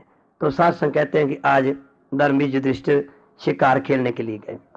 जंगल में शिकार खेलते खेलते आपके कानों में एक बील जात की, नीच जात की औरत के रोने की चिल्लाने की आवाज पड़ी। तो धर्मवीर युधिष्ठिर ने अपने घोड़े का रुख रुख कह लो उस तरफ किया जिधर से आवाज आ रही थी। तो सात्संग आपने क्या सुना, क्या देखा भी, इतना भयानक संघना जंगल है, इस जंगल में सासु औरत कहाँ। जब घोड़े का रुख उस तरफ से को किया जिस तरफ से वो आवाज आ रही थी, तो सात्संग जी आपने आगे बढ़कर क्या देखा कि एक भील जात की औरत जो जमीन पे लेटी हुई है, ऊंची ऊंची चला रही है। तो आप घोड़े से नीचे उतरे, आगे बढ़ के उसको पूछने लगे, बहन क्या बात है, बेटी क्या बात है, तेरे रोने का क्या कारण है। तो सासु वो कुछ शर्मसार हुई, शर्मा गई। फिर धर्मवीर युधिष्ठिर पूछने लगे, युधिष्ठिर महाराज पूछने लगे, क्या बात है बेटी, बहन क्या बात है। वो कहने लगी, महाराज मैं गर्भवती हूँ, मैं महसूस कर रही हूँ कि मेरे गर्भ से अब बच्चा जन्म लेने वाला है। मेरे को जो बच्चे को जन्म देते वक्त जो स्त्रियों को कोई दर्द होता है, वो मेरे को दर्द बहुत, प्रसूता की दर्द मेरे को बहुत तंग कर रही है। तो धर्मवीर युधिष्ठिर कितनी दया थी, दया धर्म का मूल है, लोभ मूल अभिमान, तुलसी दया न छोड़ी है, जब लग घट में प्राण। तो धर्मवीर युधिष्ठिर कहने लगे बहन इसका इलाज क्या, इसका इलाज क्या, आपको इस दुख से राहत कैसे मिल सकती। वो कहने लगी, महाराज अगर मेरे पेट को कोई दबा दे, कोई दाई वगैरह मिल जाए, पुराने वक्त में दाइयां होती थी, आजकल तो नर्सें वगैरह आ गई, कोई दाई वगैरह मेरे पेट की मुट्ठी चापी वगैरह कर दे तो दर्द रुक जाए, बच्चा जन्म ले ले, तो मेरे को दुख दर्द से राहत मिल सकती है। धर्मवीर युधिष्ठिर बड़ा भयानक संघना जंगल है, भगवान तो सभी जगह है, ऐसी जगह नहीं है जहां पर भगवान नहीं है, वो तो हर जगह इस सृष्टि के कण कण में भगवान मौजूद है। भगवान के बिना ना कुछ हुआ ना होगा ना हो सकता, तभी तो कहना आज सच युगा सच है पी सच नानक होसी पी सच। तो उस वक्त धर्मवीर युधिष्ठिर जब ये बात सुनी कि मेरे पेट को कोई मुट्ठी चापी कर दे, बच्चा जन्म ले ले, दर्द रुक जाए, मेरे को दुख से राहत मिल जाएगी, तो धर्मवीर युधिष्ठिर दाहिने बाएं देखा भी बड़ा भयानक संघना जंगल है, भयानक जंगल है। तो उस भील जात की औरत को कहने लगे, देखो बहन यहाँ पर दाई का मिलना बहुत मुश्किल है, अगर तू बुरा ना मान। क्या बात, आज भी कहती सरकार कहती है हम राम राज ला देंगे, बातों से राम राज आएगा, भरत जैसा भाई कहां से लाओगे, आओगे तो जूते खड़कते हैं कुर्सियों के पीछे, ऐसा भाई कहां से पैदा करोगे। राम राज आ सकता है, राम राज को लाने के लिए भरत जैसा भाई पैदा करना पड़ेगा, आपके तो जूते खड़कते रहे कुर्सियों के पीछे, ऐसा भाई कहां से लाओगे जो अयोध्या के राज सिंहासन के ऊपर राम के सज्जे, माफ करना, राम के दहने पांव का जूता रख के उस राज सिंह तख्त को 14 साल चलाए, ऐसा भाई कहां से पैदा करोगे। सीता जैसी गृहिणी कहां से लाओगे, आज की औरत होती तो डिवोर्स लेके देती थी, खाओ कसमानू, वनवास मिला तो आपको मिला, और आपके पिता ने वनवास दिया तो आपको मिला, मैं जंगलों में धक्के क्यों खाऊं, खाओ खसमानू जाके, माफ करना मैं अपने मायके में जा रही हूँ, माता सीता जैसी गृहिणी पैदा करनी पड़ेगी, माफ करना लक्ष्मण जैसा भाई कहां से लाओगे। आ सकता राम राज के असूल धारण करने पड़ेंगे। उन राजाओं का, उन राजा महाराजाओं का कितना ऊंचा चरण था, कितना ऊंचा आदर्श था। क्या कह रहा है कि हिंदुस्तान का चक्रवर्ती सम्राट क्या कह रहा है, उस भील जात की औरत को क्या कह रहे हैं धर्मवीर युधिष्ठिर, क्या कह रहे हैं, जैसी दृष्टि करे तैसा होए, क्या कह रहे हैं, माफ करना कि बहन इस जंगल में दाई वगैरह का मिलना तो बहुत मुश्किल है, अगर तू बुरा ना माने, ओहो अगर तू बुरा ना माने, मैं अपनी आंखों के ऊपर पट्टी बांध के ये सेवा मैं कर दूं। क्या बात है, कितना ऊंचा आदर्श है उनका, कितना ऊंचा कैरेक्टर है, कितना ऊंचा आदर्श है। वो भील जात की औरत कह रही, महाराज चलाओ, महाराज कहा आप हिंदुस्तान के चक्रवर्ती सम्राट और कहा मैं भील जात की औरत। धर्मवीर युधिष्ठिर कहते हैं आप ये मत सोचिए, मैं हिंदुस्तान पे राज नहीं करता, मैं तो अपनी प्रजा के दिलों के ऊपर राज करता हूं, अब ये बुरा ना माने तो ये सेवा मैं कर दूं। वो कहने लगी, महाराज मैं बहुत संकट में हूं, दुख में हूं, जैसे आपकी इच्छा, अगर आप बुरा ना मानो। कहते हैं कि धर्मवीर युधिष्ठिर ने अपनी आंखों के ऊपर पट्टी बांध के साथ जब उस भील जात की औरत के पेट की मुट्ठी चापी की, बच्चे ने जन्म लिया, दुख से राहत मिली। थोड़ी दूरी पे जाके आपने अपनी आंखों से पट्टी खोली, वस्त्र बदले, घर आए, स्नान वगैरह किया, भगवान के चरणों में गए, पहले भी जाया करते थे, आज जब भगवान के चरणों में गए तो उस मौके भगवान कृष्ण महाराज देख के कहने लगे, आओ भगत जी। धर्मवीर युधिष्ठिर को कहते हैं, आओ भगत जी आया नु, आओ भगत जी आया। धर्मवीर युधिष्ठिर चला उठे, महाराज ये बात तो मैं पूछनी चाहता था, जब विदुर जी आते थे तो आप भग जी कह के बुलाते थे, जब मैं आता था कभी कुंती पुत्र, कभी पंडु पुत्र, कभी महाराजा युधिष्ठिर कह के बुलाते थे। आज महाराज ये बात तो मैं पूछनी चाहता था कि मेरे को भक्त जी कह के क्यों नहीं बुलाते, आज मेरे को भक्त कह के क्यों बुलाया। भगवान जी कहने लगे, बेटा धर्म युधिष्ठिर, आज तो भक्तों वाला काम करके आया, आज तुमने वो काम किया है जिस काम के करने से भक्त बनते हैं, ये भक्तों का काम है। गुरु जी कहते हैं, माफ करना बिच दुनिया सेव कमाई है, तर दरगे बैसन पाई है।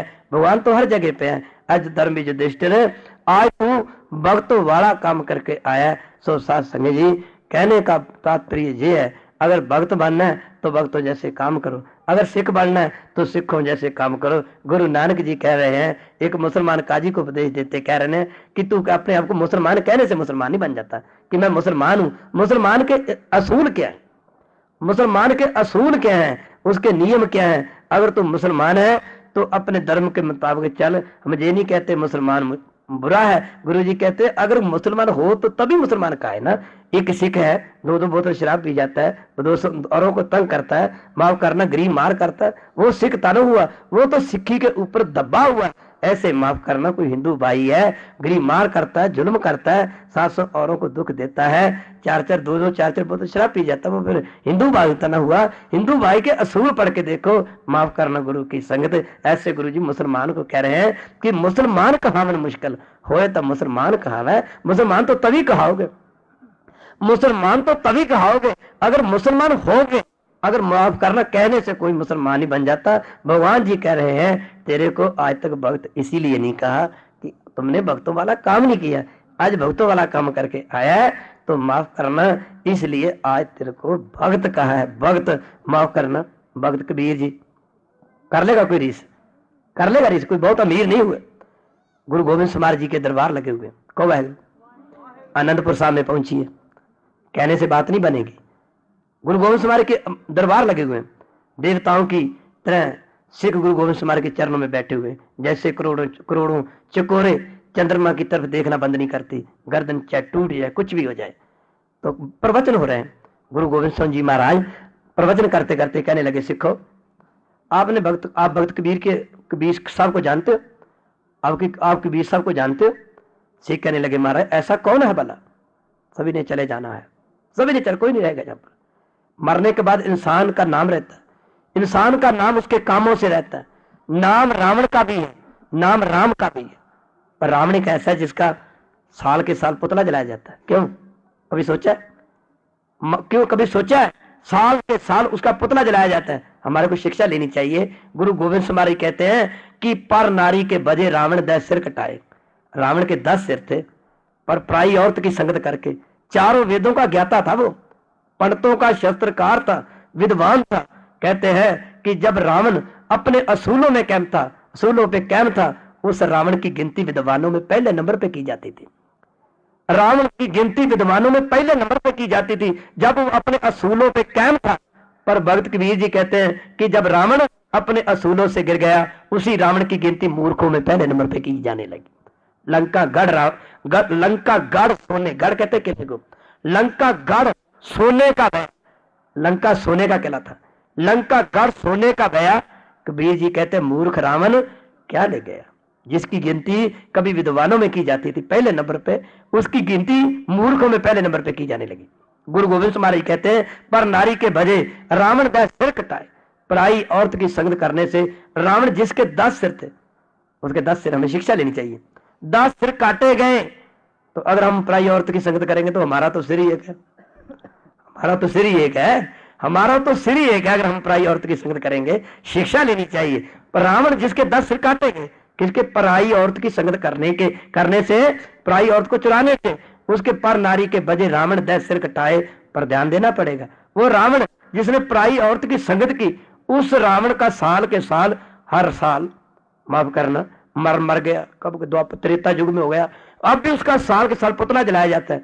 अगर हम विचार के देखें, गहरी दृष्टि से देखें, अगर हम पराई औरत की संगत करेंगे, अगर रावण जैसे विद्वान का कोई पुतला जलाता है पराई औरत की संगत करने से, आपका क्या ख्याल है कि हमारी लोग आने वाले वक्त में पूजा करेंगे?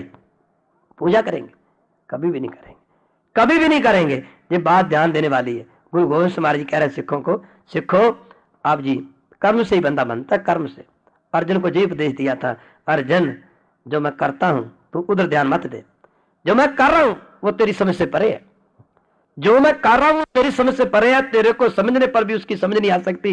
अर्जुन जो मैं करता हूं तू उस तरफ ध्यान मत दे, जो मैं तेरे को कहता हूं तू वो कर, जो मैं तेरे को कहता हूं वो तेरे भले में है। गुरु गोविंद सिंह महाराज कह रहे सिखो आप भक्त कबीर के नाम को जानते हो? सिखों ने कहा महाराज ऐसा कौन है भला जो भक्त कबीर के नाम को नहीं जानता?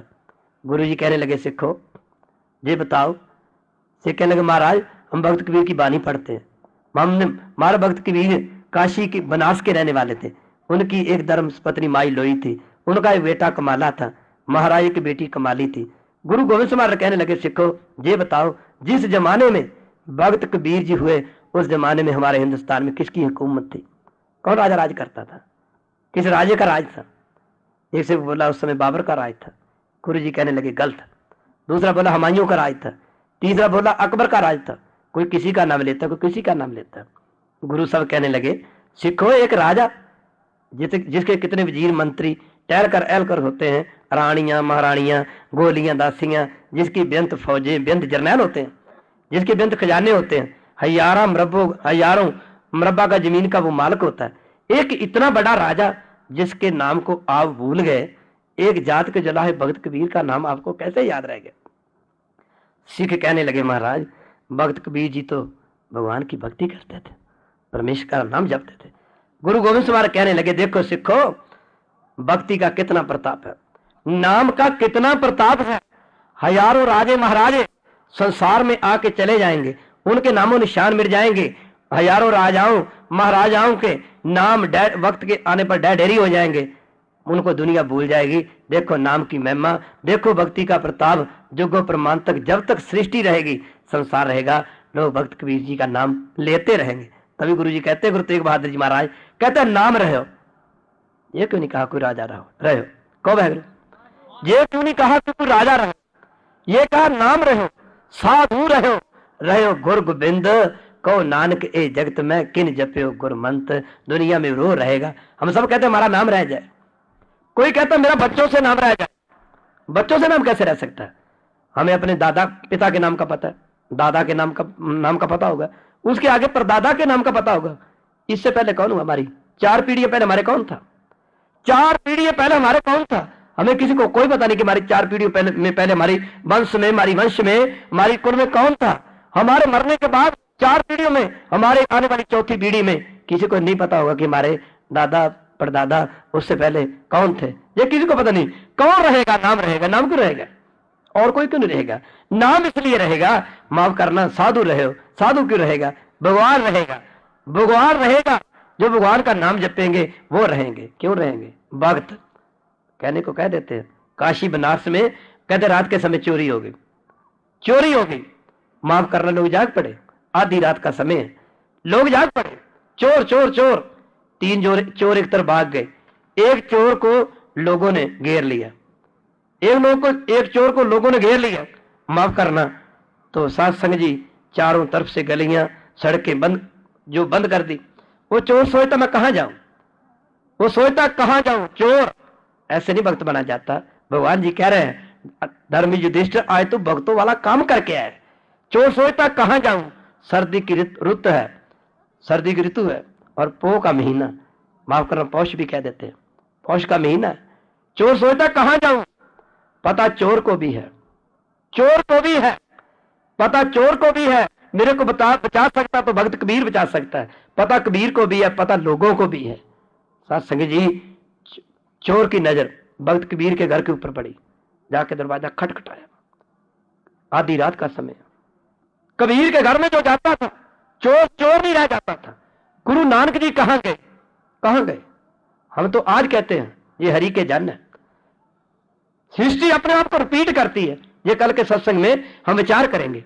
गुरु नानक जी ने कोई नया काम नहीं किया, गुरु गोविंद सिंह जी ने कोई नया काम नहीं किया कि हमारे को केस रखवा दिए, हमारे को बाहर रखवा दिए। अगर आप कल युग से पीछे जाइए, द्वापर युग में हमारे जितने ऋषि मुनि हुए, हमारे जितने अवतार हुए, हमारे जितने संत भक्त हुए, वो सारे केशाधारी थे। हिस्ट्री अपने आप को रिपीट करती है। कौन ऐसा अवतार हुआ जिसके केस नहीं थे?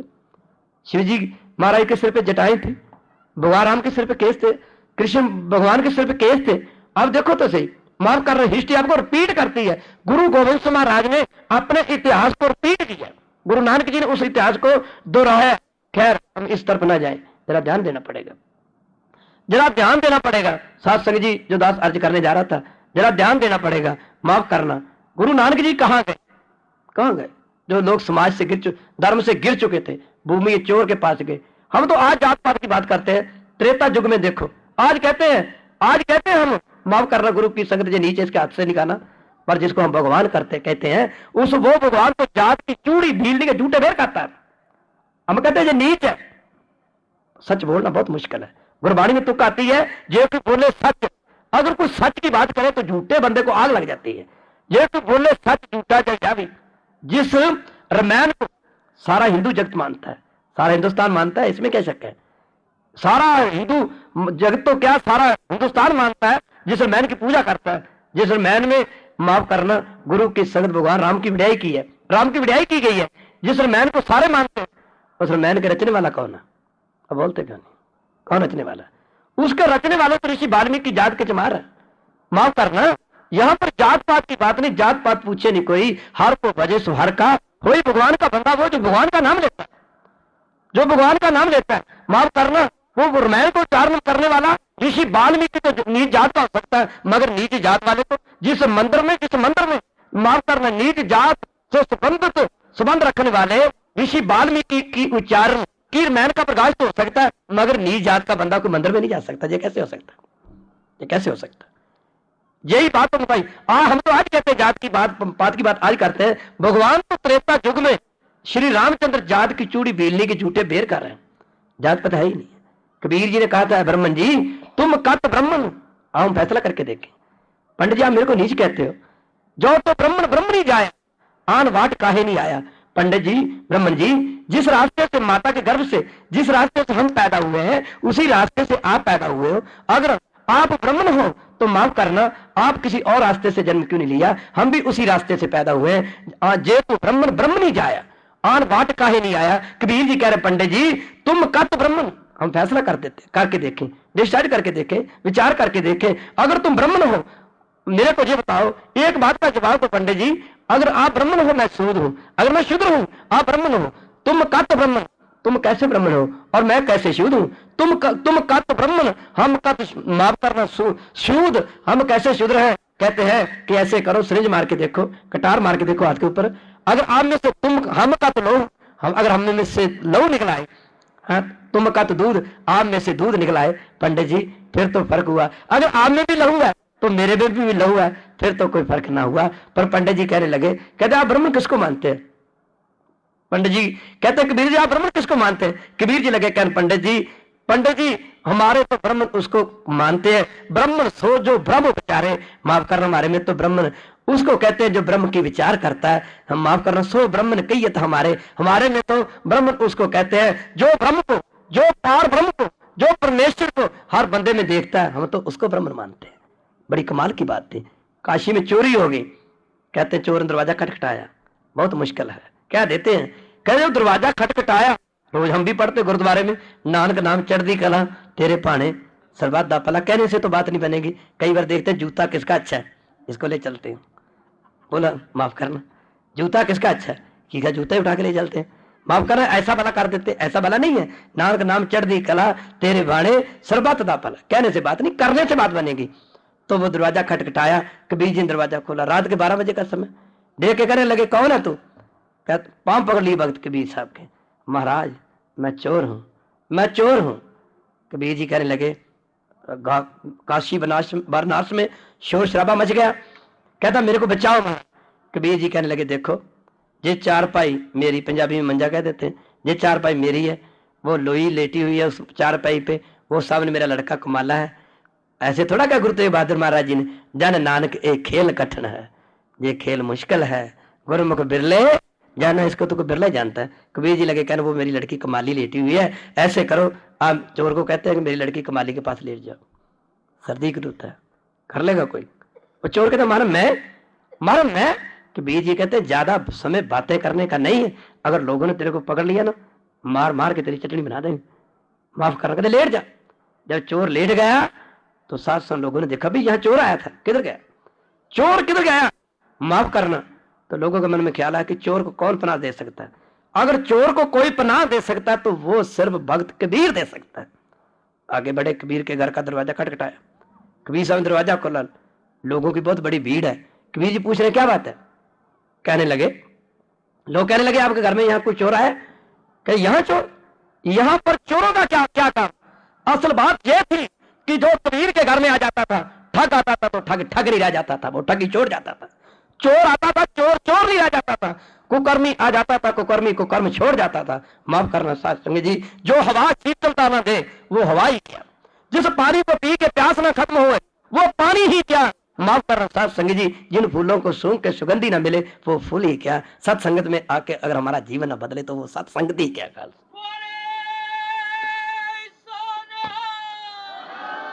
एक स्वाति बूंद है, स्वाति बूंद, पंजाबी में स्वाति बोल देते हैं। कहते हैं 12 वर्ष के बाद ये बारिश गिरती है। संगत ऐसी है, संगत ऐसी है जैसी संगत मिल गई। माफ करना, चोरों की संगत चोर, ठगों की संगत ठग, जुएबाजों की संगत जुएबाज बना देगी, संतों की संगत संत बना देगी।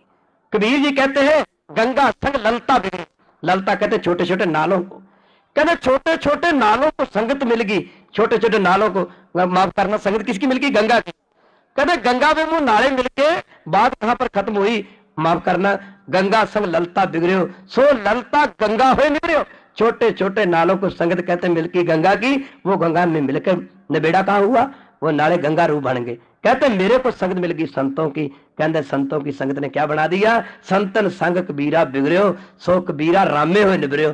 संतों की संगत कहते राम ही बना दिया, भगवान ही बना दिया, भगवान से परे कुछ नहीं है। कबीर तू तू करता तू हुआ, मुझ में रहा ना हो, जब आपा पर का मिट गया, जत देखूं तत तू। पानी की बूंद समुद्र में मिल गई, समुद्र रूप बन गई। जी भजन करते करते भगवान में मिल गया, वो भगवान रूप हो गया। खैर कबीर जी माफ करना, कहते यहाँ चोर का क्या काम, मारा आपके घर में चोर आया, कबीर जी चोर का क्या काम। असल बात, जो चोर आता था चोर चोर नहीं रह जाता था, उसकी जिंदगी बदल जाती थी। एक शवाती बूंद, अब 12 वर्ष के बाद, 12 साल के बाद ये बारिश गिरती है। इस बारिश में एक शवाती बूंद गिरती है। शवाती बूंद कहते हैं अगर सांप के सर पे गिर जाए तो जब मनी बन जाती है। बूंद एक है, अगर सांप के सर,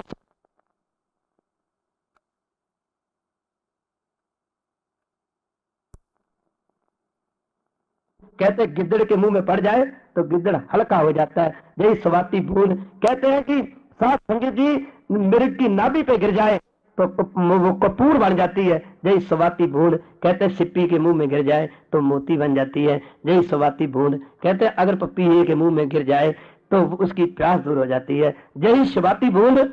कहते हैं किसी बंदे के सर पे गिर जाए तो बंदा ब्रह्म ज्ञानी हो जाता है। साथ संगत बूंद एक है, बूंद एक है। ऐसे हमारा जो मनुष्य जन्म भी, ये मानव जन्म भी, ये मनुष्य जन्म भी शिवाती बूंद की न्याय है। अगर चोरों की संगत में पड़ जाए तो सिरे का चोर बन जाता है, ठगों की संगत में पड़ जाए सिरे का ठग बन जाता है, अगर संतों की संगत में पड़ जाए तो संत बन जाता है। लोग कहते हैं कि तेरे घर में चोर आया, कबीर जी कहते चोरों का क्या काम है, कहते तलाशी दो, हम तो तलाशी करेंगे। जब गए अंदर, कबीर जी का ले लो तलाशी ले लो। कबीर जी कहने लगे जी मेरा मंचा बिस्तर है, 4 पहिए, वो लोही पर लेटी हुई मेरे घर वाली, वो सामने मेरा लड़का लेटा हुआ है। कहते वो सामने मेरी लड़की और मेरा जमाई लेटे पड़े हैं। बहुत औखी बात है, बहुत मुश्किल बात है, बहुत मुश्किल बात है। जन नानक एक खेल कठिन है, गुरमुख बिरले, जाने को मेरी लड़की और मेरा जमाई लेटे पड़े। तो चले गए, रात का समय गुजर गया, दिन निकला तो वो जाने लगा। तो चोर कहते महाराज क्षमा करो, बड़ी कृपा की, मेरी जान की रक्षा की, मेरे प्राणों की रक्षा की, महाराज मेरे को छुट्टी चाहिए। कबीर जी कहते अब कहाँ जाना है, अब कहाँ जाना है, हम तो रात का तेरे को जवाई मान बैठे हैं। किसी को पैसा दान कर देना ये कोई बहुत बड़ी बात नहीं है, हजारों दानी देखे हैं। किसी को कपड़ा लत्ता दान कर देना ये कोई बहुत बड़ी बात नहीं है, हजारों दानी देखे हैं। हीरे लाल दान कर देना, सोना दान कर देना, बड़े बड़े दानी देखे हैं। सबसे बड़ी बात दुनिया में अगर है तो किसी को अच्छा जीवन दे देना, ये सबसे बड़ी बात है। माफ करना, कबीर जी कहने लगे भाई अब तो नहीं जाना, भाई तुमने अब नहीं जाओगे। खैर अपने बेटे कमाला जी को कहते हैं बेटा अपने संबंधियों को बुलाओ, रिश्तेदारों को बुलाओ, उनको कहो कि मेरे पिताजी कहते हैं हमने अपनी बेटी की शादी करनी कमाली की, तो आओ। लोगों को पता चल गया ये तो चोर है, कबीर जी तो चोर के साथ अपनी लड़की की शादी करने जा रहे हैं। लोग निंदा करते हैं, चुगली करते हैं, संसार यहीं पर है। उस मौके लोग साथ संग जी अपने मकानों के ऊपर खड़े हो होके जैसे बाजू फैला फैला के बाएं फैला फैला के निंदा करते हैं, तुमने तो कुल की नाक काट दी, ये कर दिया वो कर दिया। उस मौके कबीर जी कहते हैं निंदो, ये शब्द उस वक्त उच्चारण किया था, निंदो लोग मोको निंदो, कदा लोगो दुनिया के लोगों मेरे को निंदो, निंदो निंदो निंदो लोग मोको निंदो, निंदा जन को खरी प्यारी। उस मौके का ये ऐसे शब्द उच्चारण करते महापुरुष पढ़ा करते थे। खैर समय भी आज्ञा नहीं देता। कबीर जी कहते हैं मेरा निंदा से ही प्यार है, मुझे निंदा बहुत अच्छी लगती है। तेरी निंदा करे जग सारा, भगती न छटी राम दी, तेरी निंदा करे जग सारा, भगती न छटी राम दी, तेरी निंदा करे।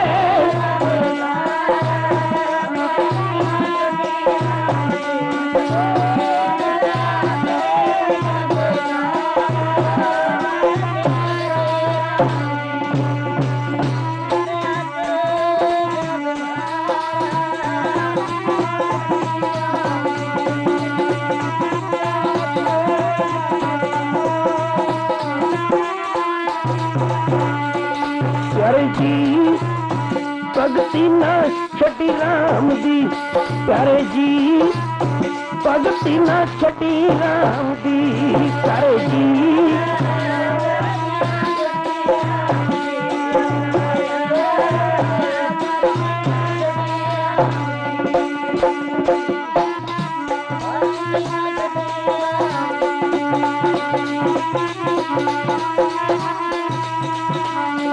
बाबा बाबा भगती न छटी राम दी, बाबा बाबा भगती न छटी राम दी, बाबा बाबा।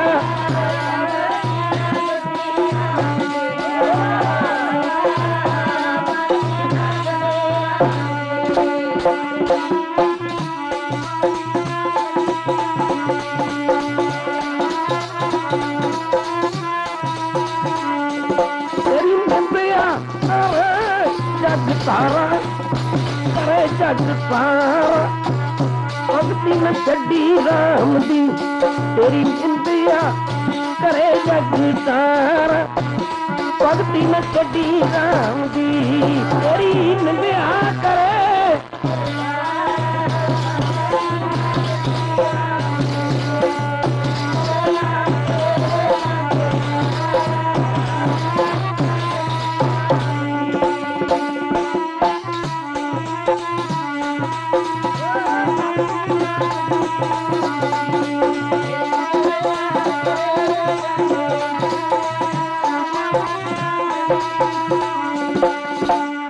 अगर कांटा चुभने का स्वभाव नहीं छोड़ता तो फूल सुगंधी देने का स्वभाव कैसे छोड़ दे।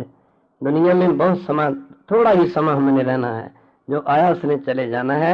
शेख शादी बाबा फरीद जी के पोता जी हुए, वो लिखते हैं इंसान दुनिया में इतना मीठा बोल के चला जा, इतने प्यार के मीठे बोल बोल के चला जा, देखना कहीं कड़वा बोल के ना चले जाना।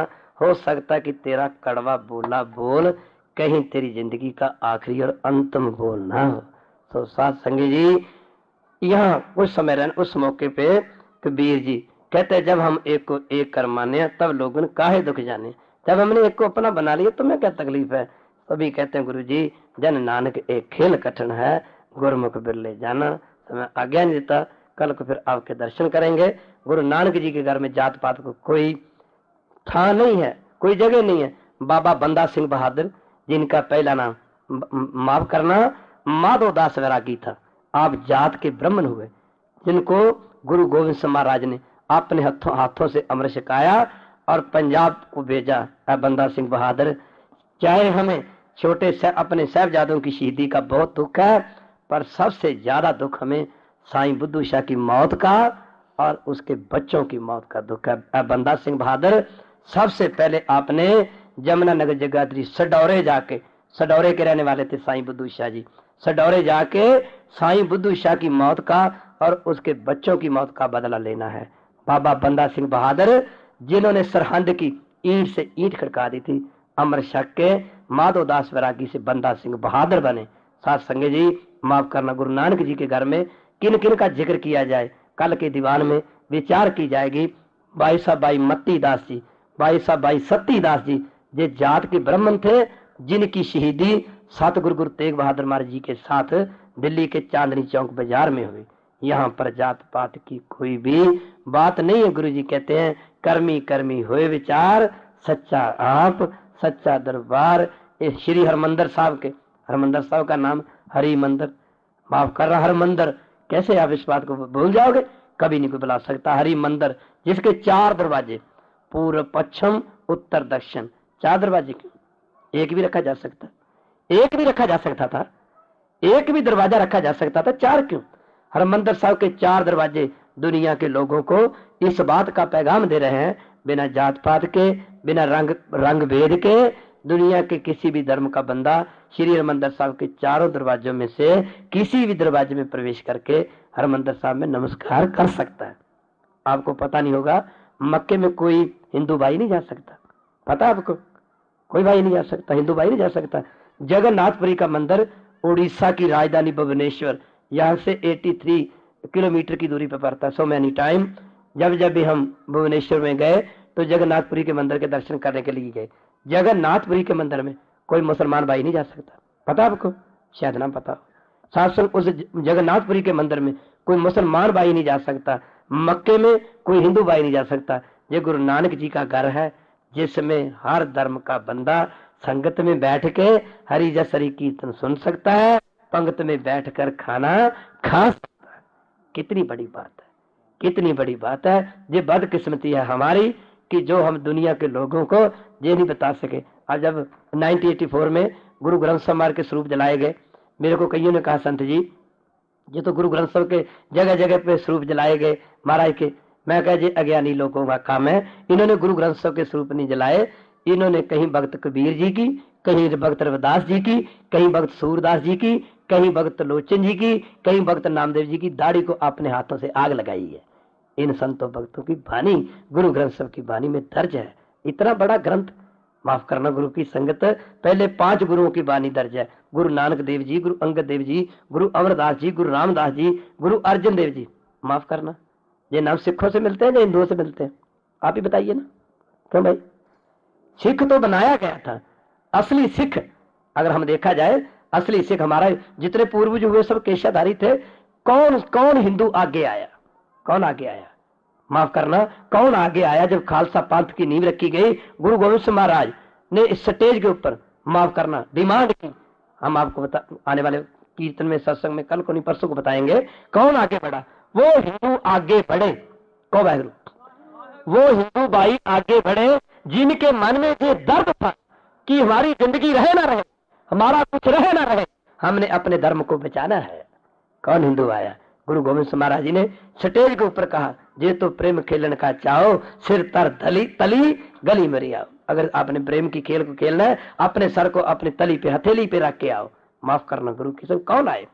भाई दयाराम, जात के क्षत्रिय थे, कहाँ के रहने वाले? लाहौर से। दयाराम आगे बढ़े, आगे। कौन हिंदू आगे बढ़े जिनके मन में जे था? वहां पर 10 लाख का इकट्ठ था, को है 10 लाख का इकट्ठ था और पंडाल में 80,000 की गिनती थी जब खालसा पंथ की नींव रखी। माफ करना गुरु की संगत, खालसा पंथ की, खालसा को किसको कहते हैं?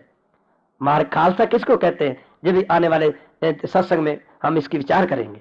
खालसा ये नहीं है केस रख लिए तो खालसा बन गया, अगर शराब पीता तो खालसा कायक है, बुरे कर्म करता तो खालसा कायक है। गुरु गोविंद सिंह जी कहते हैं पर नारी से न्योह लगावे। वो सिख जो पराई औरत से प्यार करता है, माफ करना, पर नारी से न्योह लगावे, गोविंद सिंह ओ सिख नहीं पावे। वो सिख मेरे को अच्छा नहीं लगता। गुरु गोविंद सिंह जी महाराज कहते हैं, ये जो कहते हैं राज करेगा खालसा, रोज पढ़ते हम, ये ध्यान देने वाली बात है, राज करेगा खालसा। गुरु गोविंद सिंह कहते हैं पर बेटी को बेटी जाना। खालसा वो है जो पराई बेटी को अपनी बेटी का तुम समझता है, पर बेटी को बेटी जाने, पर स्त्री को मात बखाना है, पराई औरत को अपनी मां समझे। पर एक जगह जो हम रोज पढ़ते हैं ना, राज करेगा खालसा। खालसा कौन है? जो प्राय हक ना खाए, माफ करना, हक प्राय नान का और सूरस गाय। सिख के लिए प्राय हक खाना, हिंदू भाई के लिए प्राय हक खाना, जैसा गऊ का मांस खा लिया वैसे प्राय हक खा लिया। मुसलमान के लिए सास संग प्राय हक खाना ऐसे है जैसे सासु सूर का मांस खा लिया। मारे प्राय हक तो खाना, जो प्राय हक को ना खाए, जो माफ करना खुद करके खाए, जो माफ करना किसी का बुरा ना माने, सर्वत का भला माने। खैर ये बेचारे हम बाद में करेंगे। कौन हिंदू आगे बढ़े जिनके मन में ये दर्द था कि हमने अपने धर्म को बचाना है। दयाराम जी दया लेके आए। दया, इन 5 प्यारों के नाम हमें शिक्षा देते हैं। धर्मचंद जी दिल्ली के रहने वाले थे, माफ करना।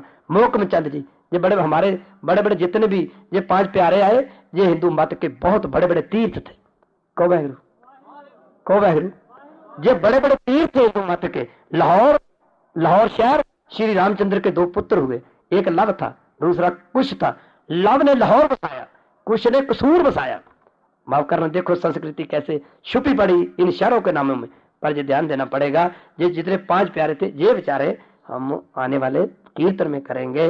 खैर रहो विचार। गुरु गोविंद सिंह महाराज ने आवाज दी थी, उनको पता था।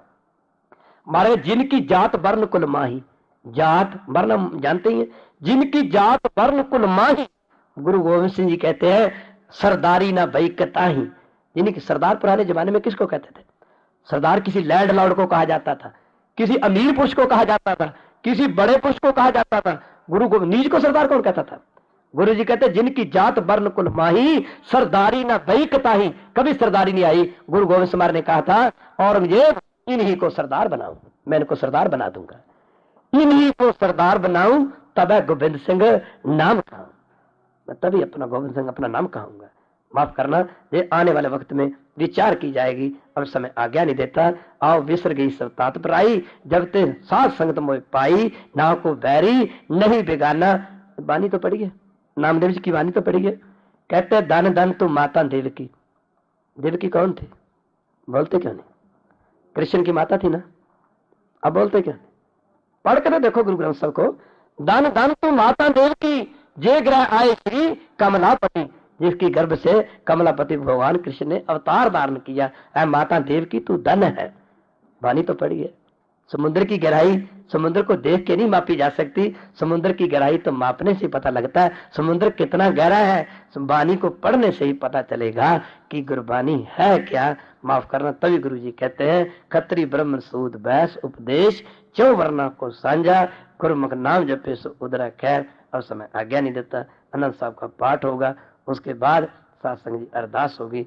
इतने शब्द प्रवान करो और बस से बद ज्यादा से ज्यादा कोशिश करो, बानी को पढ़ो, गुरबानी को विचारो, फिर हमें जाके पता चलता है। खैर रहो विचार, अब समय आज्ञा नहीं देता। रामकली महला तीजा नंद कुंका तू प्रसाद, आनंद पे मेरी सतगुरु में पाया, सतगुरु पाया। राघवपुर बार परियां शब्द गाऊं आईया, तब तो तगाओ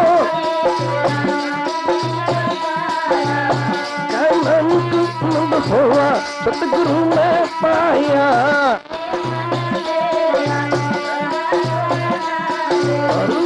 हो तू मन में तू सब पारना,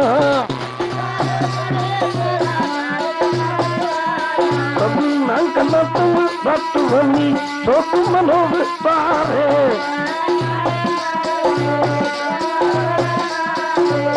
भाग्य सही पर क्या नहीं करते हैं,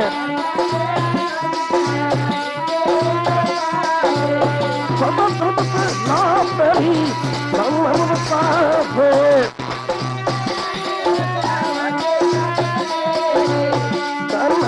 सत्य साहिब क्या नहीं कर तेरा सच्चा नमरा अवतारो। हरी शांत सुकून आए बतिया जिन इज्जत बुकू जाइया।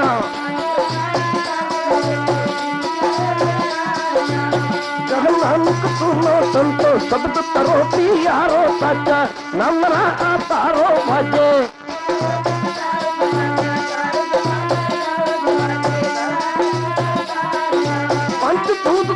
सत कीते साल पंत को मारिया,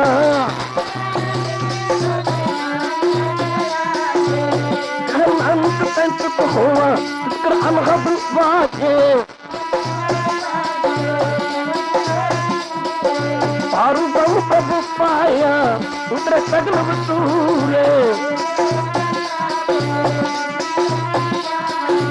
संत साचन पै सते पूरे कुर्ते चाहिए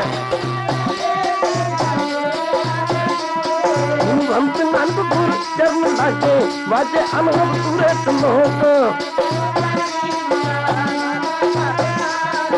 दिवस रात दो चाई छाया के मैं तक जगत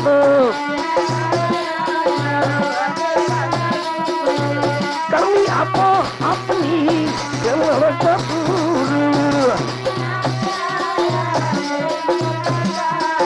नानक तंक उजमे कहती छुट्टी नाल बोलो वाहिगुरु जी का वाहिगुरु जी की इतने शब्द प्रवान करो। समय आज्ञा नहीं देता। दुनिया में रशिया एक ऐसा कंट्री था जो कामनिष्ठ था, जो भगवान में विश्वास नहीं रखता था। जब उन लोगों ने गुरु ग्रंथ साहब की बानी पढ़ी ना, आपको हम एक बड़ी हैरानी वाली बात बताने के लिए जा रहे हैं, आप बड़े हैरान होंगे। जब उन्होंने गुरु ग्रंथ साहब की बानी पढ़ी, जो इंडिया के कम्युनिस्ट लोग थे ना, जो कहते थे कि हम कम्युनिस्ट है, समझने वाली बात है, वो रशिया वाले इन इंडिया के कम्युनिस्टों के साथ इतने लड़े, इतना वाद विवाद किया उन्होंने। जब उन्होंने गुरु ग्रंथ साहब की बानी पढ़ी, कहते मूर्खो, हमारे पास तो ऐसा कोई आध्यात्मिक ग्रंथ ही नहीं था जिसके बगैर बिना हम कम्युनिस्ट हो गए थे। तो जब उन लोगों ने गुरु ग्रंथ साहब की बानी पढ़ी, 33 आदमी रशिया से दिल्ली में, जो गुरु ग्रंथ साहब की बानी इंग्लिश में ट्रांसलेशन कर रहे हैं, जिसको इंग्लिश में जिस साथ संगत जिसको कर रहे हैं, और वो इस सिट्टे पे पहुंचे हैं। कहते हैं कि अगर दुनिया में कोई ग्रंथ है ना, एक गुरु ग्रंथ साहब एक ऐसा ग्रंथ है जिसमें स्त्री जाति का सम्मान किया गया है। बाकी दुनिया के बड़े बड़े ग्रंथों में स्त्री जाति की निंदा की गई है। एक गुरु ग्रंथ साहब ऐसा गुरु है, ऐसा ग्रंथ है जिसने जे बात गुरु नानक साहब ने कह दी थी सिद्धों को, ऐ सिद्धों सो को मंदा आखी है जित जन्मे रजान। वो औरत जो अवतारों को जन्म देती है, वो औरत जो गुरुओं पीरों पैगंबरों को जन्म देती है, वो औरत जो राजाओं महाराजाओं को जन्म देती है, ऐसी औरत की निंदा करनी ये महापाप है। और ऐसी औरत की निंदा करने से पहले तुम खुद सोचो, तुम औरत की निंदा नहीं करते, तुम अपनी माँ की निंदा करते हो, क्योंकि आपकी माँ भी एक औरत है, आपकी माँ भी एक स्त्री है। वो लोग इस सिट्टे के ऊपर पहुंचे हैं। आज अमेरिका में, यूएसए में गुरु ग्रंथ साहब के ऊपर वो लोग खोज कर रहे हैं। साथ संगत जी, ऐसा ग्रंथ आज, ये तो आज कहते हैं कि हम चंद्रमा के ऊपर पहुंच गए, साइंस तो आज कहती है, मगर गुरु नानक जी तो आज से 500 वर्ष, आप पता है जी क्या कह रहे हैं, 4 से आगे भी और है कुछ आगे भी। और बाबा जी तो 500 वर्ष पहले कह गए, पाताला पाताल लख आगासा आगास, ओढ़क ओढ़क पाल तक के वेद कहन एक बात, 618 कहन कतेबा असूलू एक तात, लेखा हुए तो लिखी है लेखा हुए विनाश। ये तो आज लिखा हुआ है द्वारों के ऊपर। बहनें बैठी हैं, माताएं बैठी हैं कि बातें नहीं करने वाली, मगर करनी पड़ेगी। आज क्वेश्चन का जमाना है। ये तो आज दीवारों के ऊपर लिखा हुआ है जगह जगह पे, पराई औरत की संगत से बचो। पराई औरत की संगत से एड की बीमारी हो जाती है। ये तो आज कहते हैं, बाबा जी तो 500 वर्ष पहले कह रहे हैं, वेख पराइयां चंगियां मामा भैना धियां करके जाने। मारे तो 500 साल पहले कह रहे हैं कि पराई औरत की संगत से बचो। मारे तो ऐसा कह रहे हैं गुरबाणी में, जगह जगह पे बताया। कह जी तो आज कह रहे हैं, ये बहुत कुछ कहेंगे आने वाले वक्त में। खैर साथ संग जैसे जैसे समय गुजरेगा, ये हमारी बदकिस्मती है कि हम लोगों को बता नहीं सके। दीवारें तो हमने बड़ी खड़ी कर दी, बहुत खड़ी कर दी, बहुत दीवारें खड़ी कर दी। जिन दीवारों को तोड़कर गुरु गोविंद सिंह महाराज ने हमारे को एक बनाया था, हमने देख लो फिर दोबारा वो फिर खड़ी कर दी। खैर गुरु नानक जी के घर में जात there is no any place for caste colour and creed in Sikh religion. Sikh धर्म में जात पात को, रंग को, वेद को कोई भी जगह नहीं है। जहां तो महाराज एक ही कहते हैं, सब में जोत जोत में है सोए, तिस तै चानन सब में चानन होए। आओ हम समय आज्ञा नहीं देता, अरदास करें और भगवान के गुरु महाराज के चरणों में अरदास करें, हमारे कृपा करो। हमारा जीवन ऐसी जो हम पढ़ते हैं ना, नानक नाम चढ़दी कला तेरे पाने सरबत दा भला, सरबत दा भला। माफ करना जी हमारे जीवन में डल जाए। अरदास होगी तू ठाकर